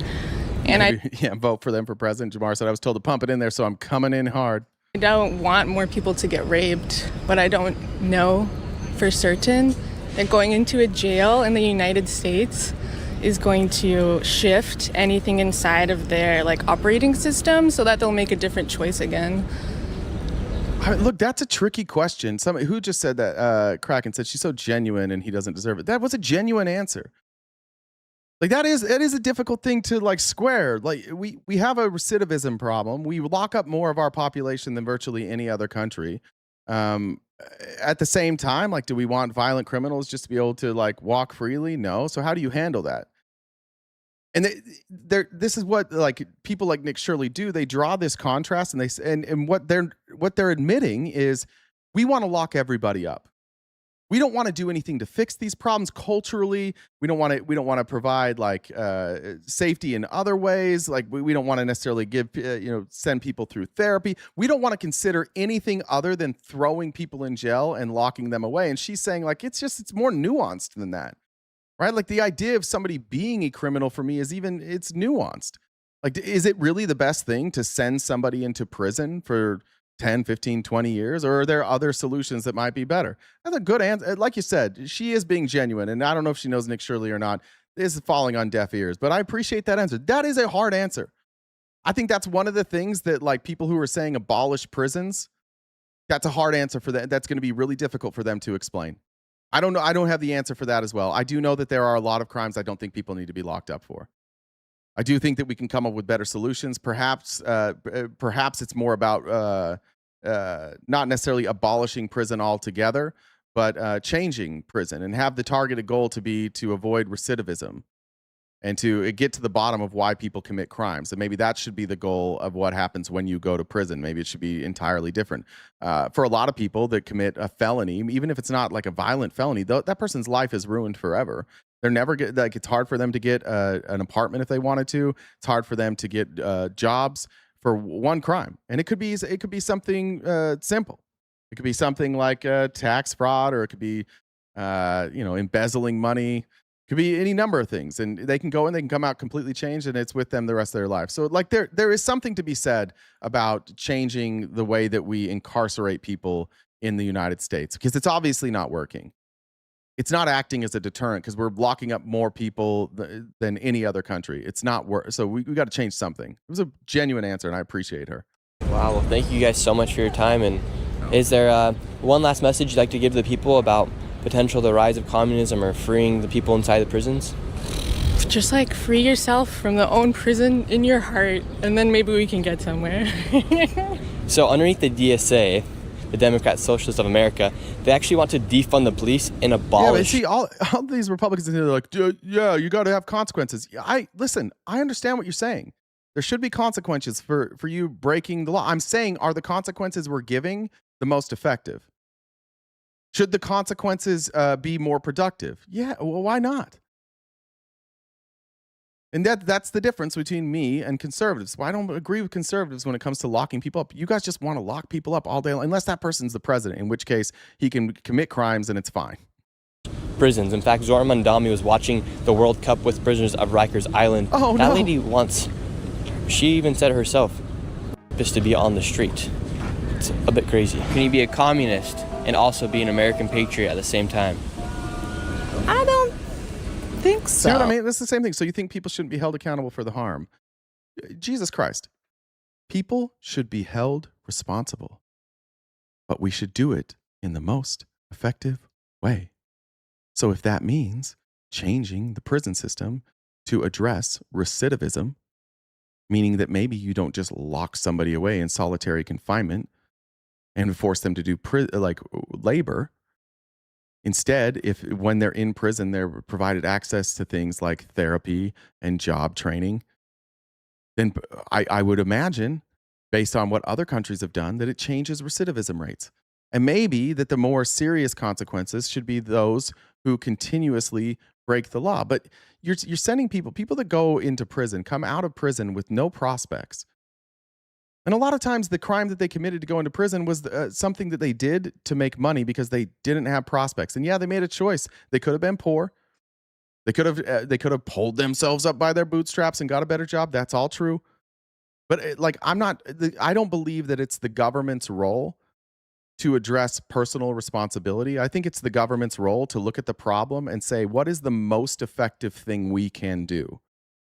Telling people that they need to take care of themselves is good advice. It's not the role of the government. That's the role of society. Society should create that culture. The government's job is simply to do the most effective thing. So if we're doing studies and we're showing that things like therapy, job training, work release lower recidivism rates, then we should just do those, because that would mean less people are in prison and less people who commit crimes again and get thrown into prison again. The goal should be reducing crime and reducing recidivism. And whatever we have to do along those lines, I'm comfortable with. I'm not a fan of abolishing prisons. I'm a fan of reforming and starting to do things that are more effective, which conservatives, and this is what conservative ideology is. That's too much thinking for them. It's too much. They think people getting help is somehow this big benefit. And since you did something wrong, you shouldn't get help. I disagree with that. I think we've all done things that are wrong. I think we've all fucked up. I go to therapy. I've never been to prison. I go to therapy. If I didn't go to therapy, I'd be a different person than I am right now. I'm a better person because of going to therapy. Some of the bad habits I've had in my life, I've been able to get rid of because of going to therapy.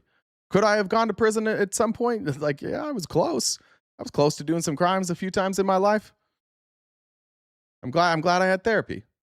I just think that maybe we should stop looking at prisoners like trash and instead say, like, these are human beings, and we should work on making our society better. So let's address that. I don't think so. What do you think about the rise of ideas like communism and socialism here inside of America? Are you serious? Do you think that that's a serious concern? Yeah, I do actually. For instance, there's like a big group called DSA, Democrat Socialist of America, right. And right now they just published who again are not communists, thing saying they want to get rid of President, Senate, and Supreme Court. It sounds so That's not what they said. radical, like abolish the Senate, abolish the Supreme Court, like et cetera, but it's not like those are the things that need to happen in order to have a political system that actually like works for working people. So whenever people are like, oh my God, they want to get rid of the president, I was like, well, I don't know what we would call it in the future. We could call it the head honcho of whatever. Yeah, I haven't heard that. That sounds like there would still be an executive branch. It just wouldn't be elected in the same way. It would be appointed by Congress. That's fine. I'm okay with that idea. I don't know how much it changes anything, but I honestly don't see a big problem with that. I don't know. Could somebody give me a good reason why we wouldn't do that? extreme position. I don't think kind of socialism in America is represented generally by that point of view. Mm-hmm. So. The mayor of New York is a member of DSA. What do you think about the rise of communism here inside of America? The ideas of communism? I don't think I would agree with the premise of the question. How would you rephrase it? Or let me just answer that I don't think communism is rising in America. What do you think about some of the ideas that are becoming very popular here inside the United States? I'm a professor here at NYU, and I can tell you those are not communist ideas, right? Those ideas can belong to a social justice agenda or Have you seen our Congress today? A big problem. Yeah, that's why I agree with Democratic Socialists who also want to do ranked choice voting and getting lobbying money out of politics. So you do have to clean up Congress too, and they have a plan for that.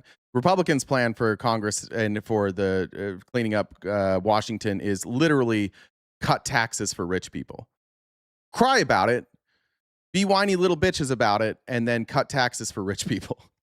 You guys talk a big game. Oh, Congress is fucked up. What are you going to do about it? We're going to cut taxes. Oh, that'll fix it.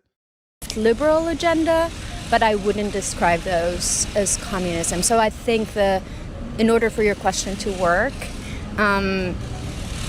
the assumption that communism equals those things needs to be rectified. How does ranked choice voting allow for rigging the election in any way, in a way that would be different than any election could be rigged? These professors and these teachers and stuff like that, they're also agreeing with this kind of stuff and stuff like that. We just talked to a professor at NYU, and she said those are more like left-leaning ideas. She didn't refer to them as socialist or communist-like ideas. Oh, of course, yeah. To me, it's all the same. It's all. Yeah, but like one of you is a professor and studies this, and the other one is a guy maybe working with food right now. Yeah, neither one of us understand what these words mean, but the professor said that we were wrong. What do you think about that? To me, it's all the same. Oh, okay. Well, I guess we got our answer. Great work, Nick Shirley. The same. It's just different degrees of it. That's all. What's the truth about the rise of communism here inside the United States?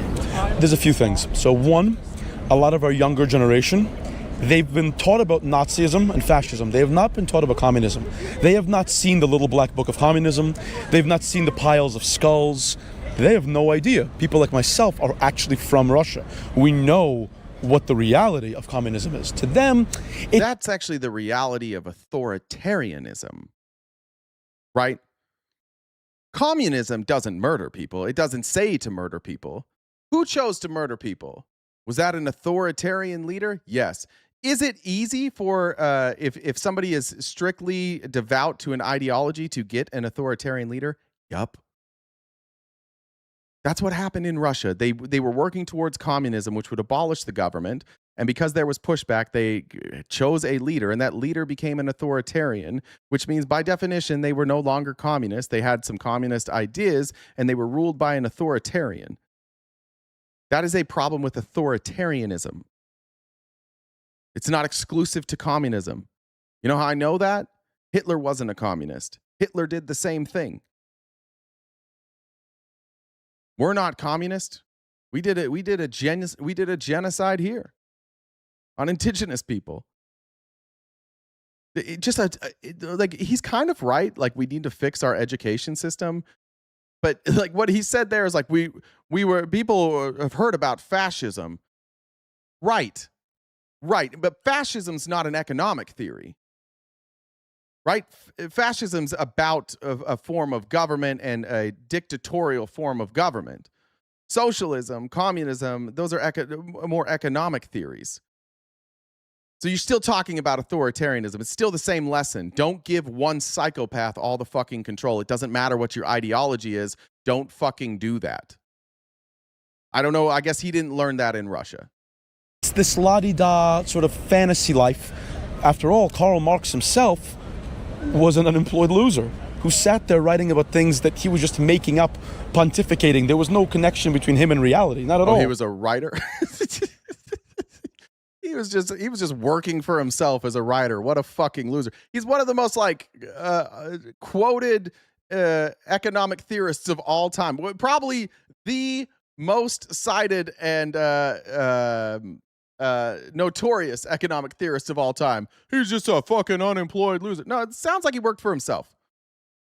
So that's one thing, right? The other thing is that we have, I think, someone called John Doyle, who's on the internet. He refers to it as race communism, right? So it's not just white liberals with communism. It's now also this like weird anti-white, anti-oppression, this idea that the only way to make up for some sort of white guilt people have is to redistribute assets, and it has to be done in these kind of multicultural, sort of largely failing cities.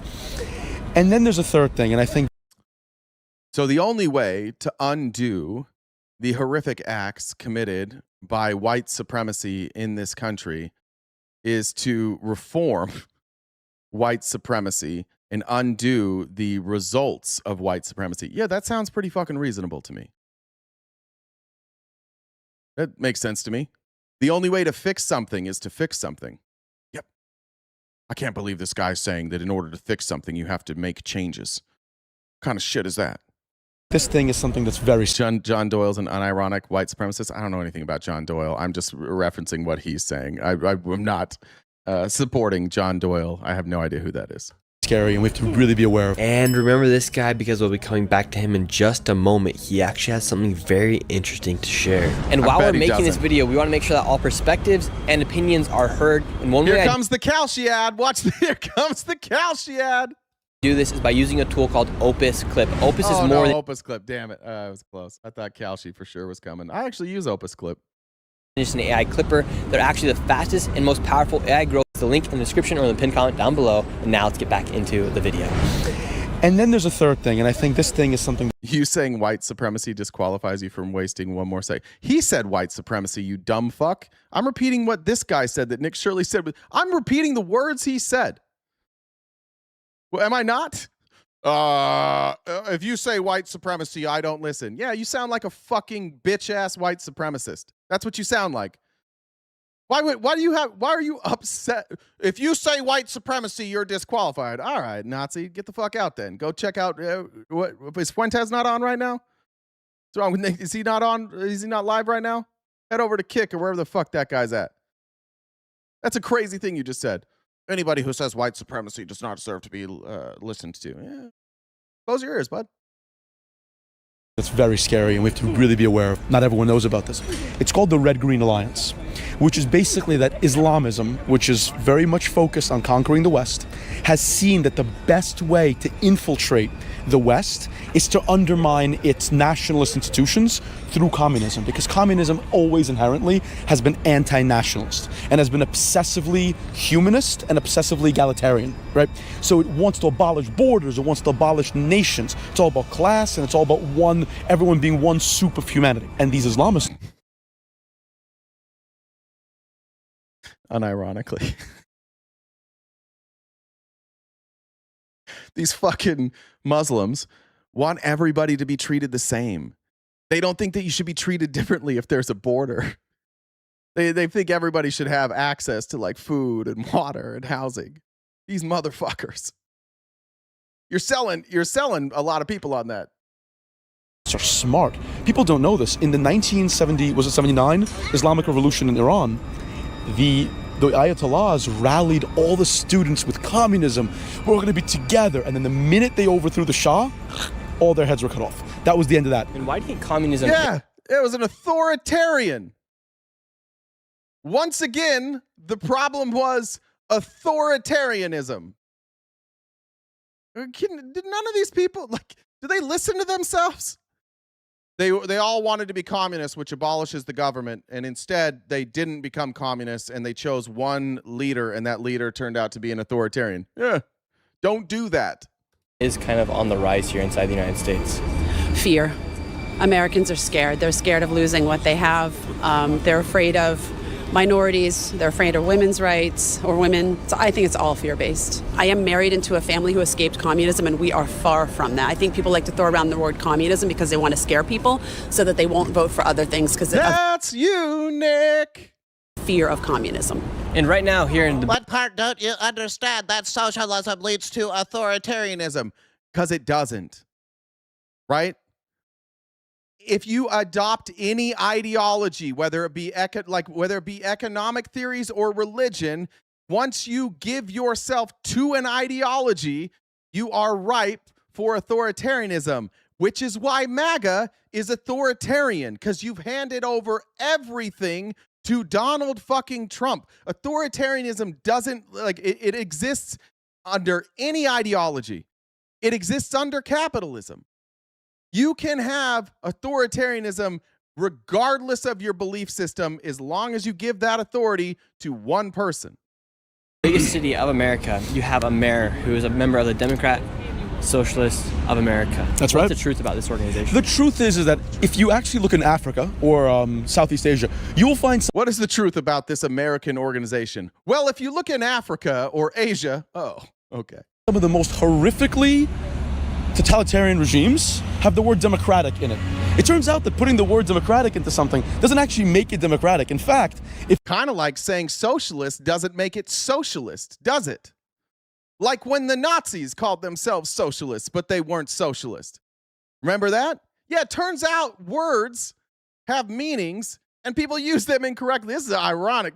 I haven't watched this yet. This is crazy. How did they not realize this? Turns out you can actually be a non-democratic and call yourself democratic. Oh, no shit. That's crazy.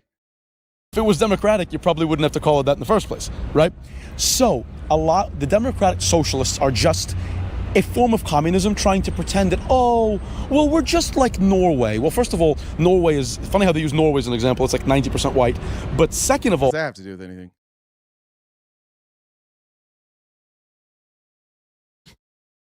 Oh, that sounds like white supremacy. First of all, Norway only works because they're white. Oh, are the white people supreme? Are white people better? That sounds an awful lot like white supremacy to me. Who the fuck cares? Who cares if they're mostly white? How's that, first of all? How's that any of all? Why is that even included? Shane says, remind MAGA, this is socialism based in capitalism. Thank you. Amber said, Colt Cash, appreciate it. Norway has a... Oh, it means liberals are racist? Okay, got it. Very high tax rate, despite having very high average income to begin with. What they are is they are just communists with that racial sort of animus. There is really... But they have a government, so they can't be communist. He said to keep listening to this guy. This was going to be really important. After saying you can't use the word democracy, or you can use the word democracy incorrectly, He then incorrectly identified a non-communist country as communist. Good Lord. This is called confirmation bias by Nick Shirley. Like, oh, this guy's good. He's making a lot of sense. I'm racist myself. Who am I racist towards? Shy Snow? Who am I racist towards? No. I'm a white man in America, so to some extent I am racist. That's true. Collectivist movement that is A, not Marxist, and B, and they admit this, they say we're trained Marxist, and B, there is no socialist movement that is not, the idea of a democratic socialist is comical, because socialism is about the seizure or control of private property. You can't vote your way out of rights. You can't, it's not democratic because you use the force. Yes, you can. Of course you can vote yourself out of rights. Of course you can. That doesn't make any sense. You can't vote for a provision that takes away your rights? I'm making it seem like race is an issue for you. No, I'm repeating what he says. You called me racist, and then I'm like, but like, yeah, like, I do think that some people make actions based on race. Racists don't exist? Is that what you're saying? He's the one that brought up that they were white. I asked what that had to do with it. How's that me? I'm like, what does them being white have to do with whether or not democratic socialism's working? Of government to seize people's assets or to regulate their assets into non-existence. That's not democratic. That's yeah, it is if you vote for it. If you vote for, in his case, which is not democratic socialism, let's just say that in his case, you're voting to seize the means of production. That is democratic. This man doesn't seem to know what any of these words mean. Autocratic. And some of these ideas, right? It's not autocratic because you voted. It's the opposite of an autocracy. If you vote for things and then they take away rights, it's autocratic. No, it's still democratic.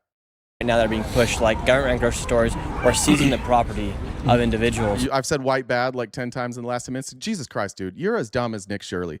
What would you say? I've literally not said white bad, not even one single time. 0 times in the last 10 minutes. I don't think I've ever said white bad ever. You guys really do hear whatever the fuck you want to hear, don't you? Freezing the rent, abolishing prisons, defunding the police. What is that in reality? Well, in reality, there's this very strange sort of Olinsky. Yeah, the guys, don't worry. We're not a democracy. We're a representative republic, guys, here. That's a form of democracy, Chief. Call it ideal, where you basically you actively destabilize society in order to get people in their desperation and misery to turn to the same government that destabilized it for more help. The goal is to get people as dependent on this as possible. If you look at the why would that be anybody's goal? This sounds like the goal. Like, this legitimately sounds like what every tech company is doing. Remember when I used to host with Felice? I don't remember what company she worked for, but you can go look at like the campuses of Apple and Google.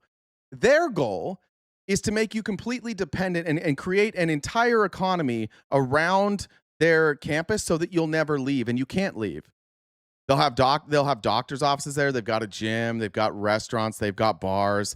They've got movie theaters. They've got activities. They have everything you need right there on campus so that you'll never leave. That sounds like what they're doing. This argument has never made much sense to me. They want you to be dependent on the government. How are they going to do that without money? And how does the government get money? With tax revenue. So if you're just completely dependent on the government, how does this work? And why is nobody saying this? How come nobody that's trying to become running as a democratic socialist is saying this? They always tell you, like, they'll tell you one thing, but their real goal is to have you all dependent on the government. Huh? That doesn't make any fucking sense. Racist right-wing movements. The one thing they do is they kick people who they don't agree with out. Socialists don't want to kick anybody out. They want to force rich people that don't agree to stay because they need their money to maintain the system. I mean, we just kicked out Graham Plattner. Just barely. But all these things, I mean, think about the madness of this. what that's run by government. Go to your DMV. Does that run well? Now imagine everything run like the DMV. Are these states any better? Is it better to live like this? Yes. Yes. Many things that the government does run better. That's why we don't have private police forces, don't have private fire departments. That's why we don't have private military. That's why the government is responsible for like the interstate system and the highway system. That's why we've funded public education. That's why we fund libraries. That's why we fund parks. There's a lot of things that the government does better, and there's a lot of things that private enterprise does better. Like this guy is literally every dumb fuck talking point. Like this is every MAGA I've ever debated. No substance, just dumb shit like the government never does anything good. Yeah, they do a lot of things better than private enterprise. And people that work at colleges today, and they say this isn't really a rise of communism. They say it's more like left-leaning ideas. Right. Of course it's communism. You can try to name it anything you want. The distinctions are pathetically non-existent. You argue these, oh no, we're not like a communist. We just want to vote you into having no property and like the government controlling everything, but it's not communist. Yeah, also nobody says that. There's literally nobody saying we want to vote you into having no property. The name is not what matters. What matters is what it is. Okay, so what it is none of them are saying the thing you said. So if the name doesn't matter, so we should listen to their words, right? Do any of them say that? No. Yeah, but that's what they really mean. What it is excessive government control over every aspect of your life. What do you guys think about capitalism? These are really good questions. Yeah, this is crazy. I would say that capitalism, you know, in its true form, not awful, but right now we're currently in late stage capitalism, and that's affecting everybody. The cost of a bagel should not be $7. The cost of a matcha should not be $10. And currently, you know, so much of America is living paycheck to paycheck on minimum wage, and minimum wage is no longer even covering the cost of life, like necessities like rent and groceries. And that's clear that capitalism isn't effective in our daily lives anymore. And what would How come everybody on the right that he interviews doesn't know what anything works? And they're out here like, oh, that's a good question. Actually, capitalism is not the worst, but we're in late stage capitalism or crony capitalism, where all the money seems to be swinging to one area, and private equity has taken over everything. And so now bagels that used to cost $1.50 or $2 or $7 because we have to pay out investors for private equity. And so now everything's getting more expensive, and it's not getting better. Good answer. What would be your solution? I think, you know, what Mamdani is doing right now is really great, like trying to make things more accessible, trying to encourage like rent stabilization, even making like, I know it hasn't happened yet, but like the bus fare is free, little things like that, trying to control the price of groceries. Like those are the things that we can do that are small but have a huge impact on people's daily lives. And how come we're starting to see this rise of Democrat socialism, or some people even say it's like the rise of communism? Like, why are we seeing it? Yeah, why do you think it's becoming a popular issue? Oh, I mean, I think it's because people are finally like realizing that capitalism isn't working anymore, especially late stage capitalism. Like, people know that they're paying most of their paycheck on their rent and their groceries. Cameron, you didn't listen. Cameron, she just said, I know this hasn't happened yet, but even trying to make the buses free. The first part of her sentence was, I know this hasn't happened yet. Why are you asking that question? And then they're no longer able to have a fun bagel or go out and get a drink with their friends because a beer is $12. Like, people see it in their daily lives and they're realizing that this is no longer working for them. And I also think that with the rise of the internet, people are able to see how this is working for countries in Europe, where they do have free healthcare and they do have, you know, low grocery prices, low cost of living prices, and they're still able to afford being a human being. Would you rather have capitalism or communism? Well, communism as it is in the Marx Engels Communist Manifesto has never been implemented in society. You know, they say in the every progressive on the street is smarter than Nick Shirley, and every conservative interviewed is just like, if you're a communist, they will murder you all. And she's like, actually, it's never been implemented in the way from the Communist Manifesto. They just know what. Already learned that the communism is the bad. Communist Manifesto that communism is primed for countries like England, America, and I think the Netherlands, as it was, you know, when they wrote it in the 1800s. So when they implemented it in Russia and China, they bypassed the sort of systems of industrialization needed to make communism effective. And so I think that we've never seen communism work. We've never been able to see it work in systems where it's applicable. And so I don't think I can answer that question correctly without like fully seeing a system of communism in effect. Would you like to see a fully communist America? I think that there's so much in our system right now that would not allow for that, and I think that being like, especially like a quick switch would not work, but I would like to see late stage capitalism kind of taken back a little bit. Out of China, Soviet Union, Cuba, Venezuela, what's been your favorite form of communism? Well, again, like I said, She's like, it's never been tried. No, it's never been, and she explained how it's never been implemented. He's like, which is your favorite place where it's been implemented? Nick Shirley has the IQ of his shoe size, whatever it is. He probably's tallish. Let's call it a 13. Let's be generous. That's also his IQ. He didn't hear a fucking word she said. Before, those aren't real forms of communism. Why do you think oftentimes people flee communist countries like Venezuela, like Cuba, to come into a capitalist country like America? Because it's not real communism. When you have those states in effect where it's not actual communism, it's more authoritarianism and totalitarianism, and these regimes emerge also by a byproduct of American interventionism. No. People aren't happy because there's clear inequalities that exist. People are unable to live. He just came back from Cuba, where he showed that there were private businesses, where he showed that there were places where he interviewed people who took capital and created a business for themselves in Cuba, and he still thinks Cuba is communist.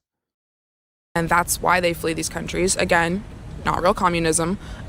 So I don't think it's fair to say that like people are fleeing these communist countries when in reality it's a totally different state of affairs. We've talked to a lot of these younger folks over by NYU, and some of them said that they don't think Cue the old people there, fucking education. there's such a thing as a rise in communism. Because they actually never lived it. They don't know what it's like. They're not. I'm not saying they're not educated. They're book educated. Yeah, they don't think communism is even rising here. Yet the mayor of New York City has said that he's actively freezing the rents. He wants to have Yeah, again, he's now pointing at a democratic socialist one more time. They say it's not rising, but here's a democratic socialist. Around grocery stores, that's something you'd see in Cuba or Venezuela, not something you'd see here inside the United States. We already have food stamps. Well, he already said he was going to do free groceries. Now they're not free anymore. Now they're discounted. So actually, he never said free groceries. How come every person that agrees with Nick Shirley happens to be dumb as fuck? He picked these people. These are the people he chose. He edited this shit together. How come they're all dumb as fuck? Always said about free MTA, mass transit. Can't do that either. They also want to start taxing the rich even more. Do you think we should tax the rich more, or should we eliminate the fraud that's happening here inside the United States? she'll eliminate the fraud in a lot of the programs that are not hitting. Or both? Both, right? You could do both. Who needs it? You know, The rich people have carried, and I'm only going to say New York, carried this state for a long time. Now it's just starting to see people are moving out. Companies. You got Chase that went down to Texas. You got half of the stock market that went down to Texas. What? Wall Street moved to Texas? Did I miss that? When did Wall Street move to Texas? So it's just black and white right there. What do you think about the rise of communism? That wasn't black and white. That was muddled garbage. Here inside the United States. Well, it's actually a reality, and not a lot of people take it seriously, I will say. For example, my background, right? I was born in Peru, South America. So I actually know how it is to live because I was born in the 85. So I saw how bad it is and how it affects people actually, right? I came over here when I was very young. I served in the military, right? I'm a veteran. And hold up, you fled Peru, which was not communist, came to America where your livelihood was funded by taxpayers using a program that the government funds and runs because it is more effective than the private militaries, right? I fled communism to come work for the government. And all you guys paid my salary and my benefits. I see what's happening. People think that they have everything for granted. They don't really appreciate what it costs to fight for freedom. When you get out of here, like when I was deployed, right, you see what the real world is, you know? People fighting in different countries. Okay, I didn't know this. So he said he was born in 1985. And he fled Peru to come here. I just looked at what happened. So January to July in 1985, the government of Peru had a historic milestone marking the first peaceful, democratic transfer of power from one elected civilian leader to another in 40 years. So the year he was born was the first year there was a transfer of power from one democratically elected leader to the next. He's calling that communism. Says here the center-right government of President Fernando Belaunde Terry concluded its term amidst severe economic decline and mounting security threats. So the conservative lost because the economy was declining and there were mounting security threats. The newly elected social democratic socialist, populist government of 36-year-old Alan Garcia Perez took office, introducing radical changes to both domestic and international policy. Following the 85 elections, Garcia's party won the presidency and secured a clear majority in both houses. He entered the office with immense personal charisma. He was Latin America Kennedy. He frequently delivered speeches from the balcony. He believed in his message was economic populism. The 10% debt rule in his inauguration speech, Garcia shocked global financial markets by announcing that Peru would cap its foreign debt repayments at no more than 10% of its total export earnings. So he stopped sending money to other countries. This defiance led the International Monetary Fund to declare Peru ineligible for future loans, which makes sense, right? This is kind of like a bankruptcy. He said, too much of our money's flowing out. We have to cap it at 10% so that we can rebuild our country. Then the government enacted strict price controls and exchange controls to temporarily spur artificial economic growth and lower inflation. While these measures brought a brief wave of optimism in late 1985, they ultimately laid the groundwork for the devastating hyperinflation that ruined the Peruvian economy by the late 1980s. So he inherited a economy saddled with debt. They capped the debt, which led to hyperinflation, which makes sense. Then the Maoist guerrilla group, Shining Path, and waged a relentless campaign of bombings, assassination, police overall, anti-corruption. Anyways, I don't know what happened after that. But this guy fled the conservatives who had just destroyed the economy in 1985. So I guess. No, I didn't say that he inherited it, so that's why it failed. I just explained to you why it failed. It failed because they had massive debt, which leads with massive debt. As you try and rebuild an economy, it leads to hyperinflation. We're going to have some of that ourselves here. It happened. We've got massive inflation right now. You can look at the CPI. That's not telling the whole story. We're like, that's where we're at right now. What was the communist leadership and when was it? There was no communist leadership, it looks like. It was a democratically elected democratic socialist.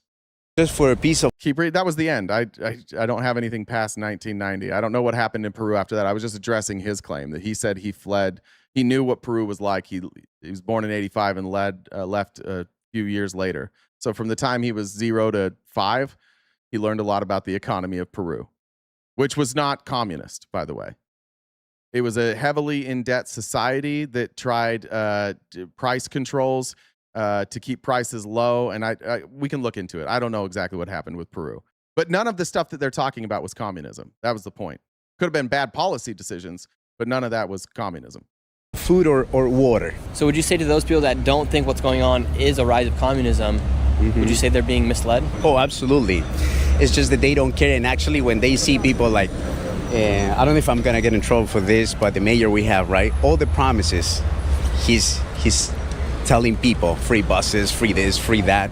Again, where's the money coming from? How come they can only say buses? Where's the money coming from? Taxpayers, dumbass. There's no money, and instead of that, now you're raising taxes. Not on you, though, just on rich people. Right? And all the people, wealthy people, that actually create jobs to make more money going somewhere else. Now where you get the money from? Well, they're not going anywhere else. That didn't happen. Do you think communism is on the rise, and what do you think about communism?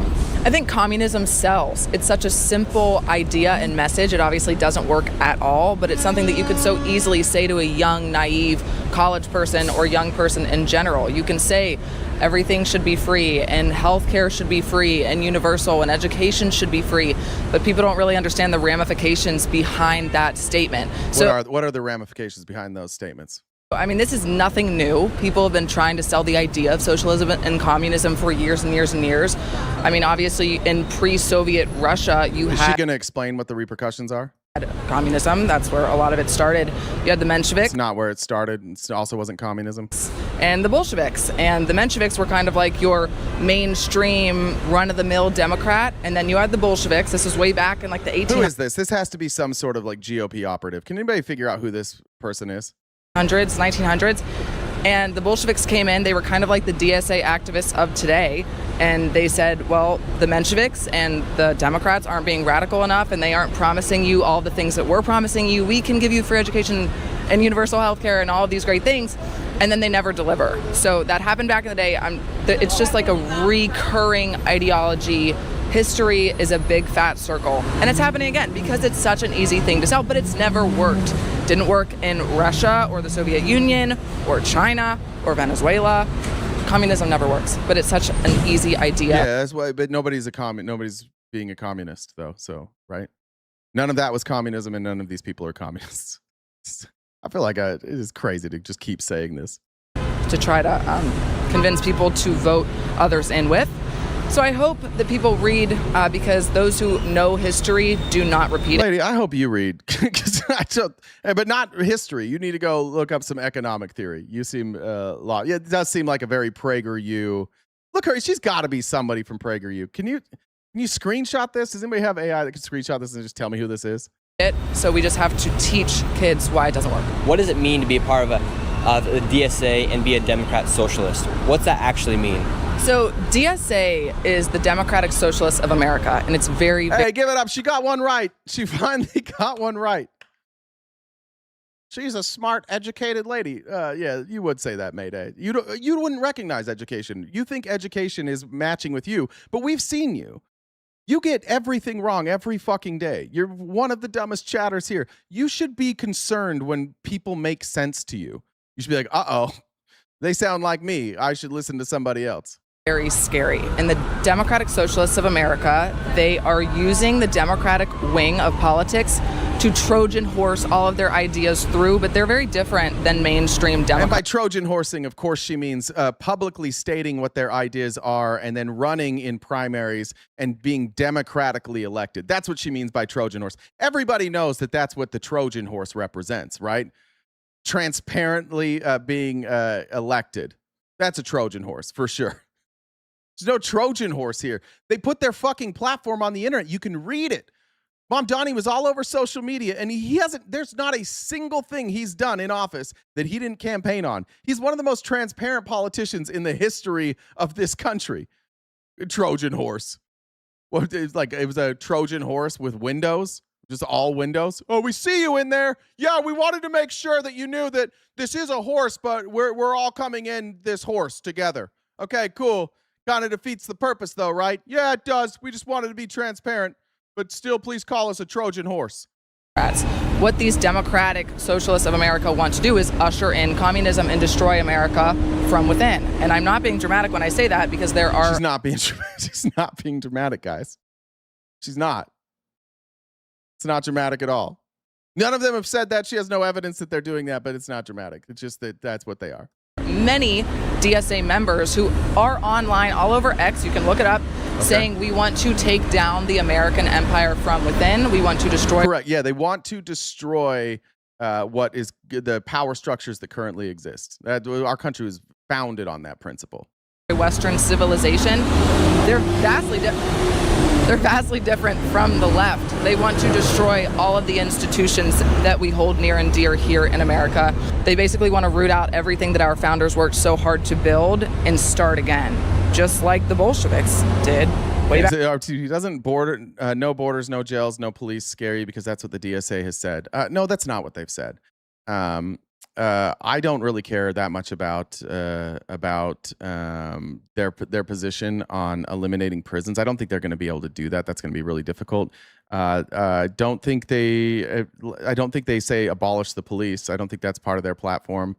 And I don't believe no borders is part of their platform. Do you want to look it up? Will you admit that it's not their platform if I pull this up and it's not there? Let's fact check it. I'll tell you for sure where we're at. Here's the Democratic Socialists of America platform. Campaign priorities. Look, that's campaign statements. Where's their? Is it here? Is it the DSA Constitution? No, where is their platform?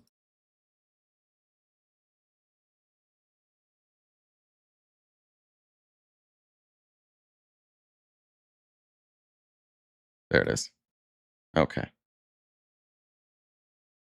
We'll do this and then we'll get out of here. Scroll down. That's the ideas behind it. And then they are. Okay. Freedom flourish, healthcare for all, housing for all, finish reconstruction, end mass incarceration and police immunity. Okay. So let's get to the mass incarceration here. Demilitarize police departments. I go with that. I don't think they need military equipment. Disempower police unions. I like that. Redirect funding to public services as steps towards fully abolishing the police and prison system, which protects the rich and jails the poor. Treat drug addiction and mental illness as health issues, not crimes, end qualified immunity, and empower civilian oversight bodies with real authority over police. The only thing I would say there is, like, if you're saying abolishing the police and prison system, I just need to know what you're replacing it with. That's my only concern. And we'd have to see that. Like, if you're going to abolish the police and the prison system, if you have a solution that is replacing that, I'm not really afraid of that. No, I think our police system, our police and prison system is fucking disgusting. So I don't have a problem with that. But potentially I could say, like, if there's just no police, if there's no law enforcement, I would not support that. But I don't believe that's what any of these democratic socialists have asked for. Is there anything? There's abolishing ICE. I'm on board with that. I don't see anything about end ICE detention, deportations, and punish federal agents brutality. Legalize migration, grant amnesty for all immigrants regardless of status, provide a path to citizenship for all permanent residents, and end visa caps and quotas. That's not eliminating borders. That's just ICE. So I think, no, that doesn't scare me. Thank you for asking. We'll finish with her and then we'll be out of here. Back in the day, repeating cycle, it's terrible. Interesting fact came out that Zohran Mamdani actually makes more than the vice president and people like Pete Hegseth. This is what's most hilarious to me, because he is an immigrant from Uganda. He came here and is experiencing one of the greatest American dream success stories. So his parents were not from here. He also says America was built on white supremacy. He said that? Of course he did. They all say. Yeah, it was. Of course he did. They all say that. Yeah. What the fuck? A bunch of white people came over and did a genocide on indigenous people and then brought black people over as slaves. And anybody who came to this country who wasn't considered white was a second-class citizen. Who the fuck is still arguing that we weren't built on white supremacy? What kind of dipshit would say that? There is no part of our history that is not, we're founded on white supremacy. Of course we were. They said things like, all men are created equal, and then had slaves. Of course it was white supremacy. Say that, but it's not. So he's an immigrant from Uganda, came here and is making more money than the vice president of the United States as the mayor of New York City, and he wants to tax you more money. He also declined to give himself a raise. He said, I don't need more money. I campaigned with this salary. This is what I'm taking. But let's leave that out. Never look inward. So the thing with these champagne socialists is they're always going to be looking to grab money from anybody but themselves. And Except for he's not grabbing money, right? He took the salary that was voted in by the by the voters, and then he said, "I'm not going to take a raise." What do you mean cash grab? What are you talking about? going to enrich themselves in the process. So I'm not surprised at all. But he's not enriching himself. That he's making more money than our vice president and many other high-ranking political officials. He has far more influence and responsibility than the vice president. The vice president is largely ceremonial. Mamdani is the executive over the largest city in the country. He's substantially more important than J.D. Vance, and he does much more than J.D. Vance or any vice president. What is Mamdani doing? He's the mayor of New York City. He's basically in charge of the subway systems, the trash cans, and keeping the streets clean. Somehow he's still managing to mess all of it up. But his all of those things are getting better. Role is not that intrusive, yet he's making so much money. And before this, his only other job was that he was a rapper. He was a city councilman. A rapper. I think he just liked rapping. What is she talking? She's so smug. Here's what happens. Listen, there's pretty privilege in this country, and she's got, like, you just speak confidently. Like, he's never had another job. He was just on the city council, lady. What are you talking about? We need to bring back merit, and we need to kick these. Yeah, merit, like working on the city council, like actually working in government before you become mayor. It's merit. Socialists out of the country. All right. Great stuff by Nick Shirley. As always, Nick Shirley really getting the hard-hitting stuff. That was bad. Even by Nick Shirley standards, that's pretty fucking bad. Every single person that defended socialism was far more informed than every single person who was afraid of socialism. That was about what we expected. Can you imagine getting paid for doing nothing? No, I can't. I can't imagine that at all. It would be cool, though. Wouldn't be bad. Is she high? I hope she is. I'm going to be that way tomorrow. I'm going to go pick up my daughter now. All right. I went over a little bit. Jen, did I miss anything? Oh, I got this from Draco's Rose, actually. Just an observation, but all the smart people were sitting while the maggot morons are standing. I guess that their blood is not going to the top. Thank you. Did I miss any other ones? Nope, that's all. Okay. Got those two. Perfect. Thank you guys so much. We will be back tomorrow morning actually, just a reminder, I am supposed to have court on Thursday again. I have filed for not an extension, a change of date. I'm trying to get it pushed back so it's not during the live. I will let you know if that changes. For now, expect not to see me on Thursday. Court's supposed to be at 10:30, so it's literally right in the middle of the show. I'll let you know if that changes. But until then, you can catch me most weekday mornings, almost every weekday morning, 9:30 a.m. to 1 Pacific Standard Time, right here, wherever you were watching today. Thank you so much for tuning in. It means the world to us. And we'll see you guys tomorrow morning. Go outside, though. Spend a little time today outside. Touch some grass. If you can't touch grass, smoke grass. If you can't touch grass or smoke grass or do the two together, then best of luck to each of you. But maybe reach down, find your bootstraps, pull yourself up, buy those bootstraps, and put those boots on the ground doing something good. Before you do that, look in the mirror, say something nice about yourself, and make sure that you are hydrated. Drink lots of water. It's hot out there, especially if you live where I live. Be kind to yourselves. Be kind to those that you love. Be kind to those that you come in contact with. And until I see you guys tomorrow morning, bright and early, I hope that you take care of yourselves and stay cute and cool and have a great summer.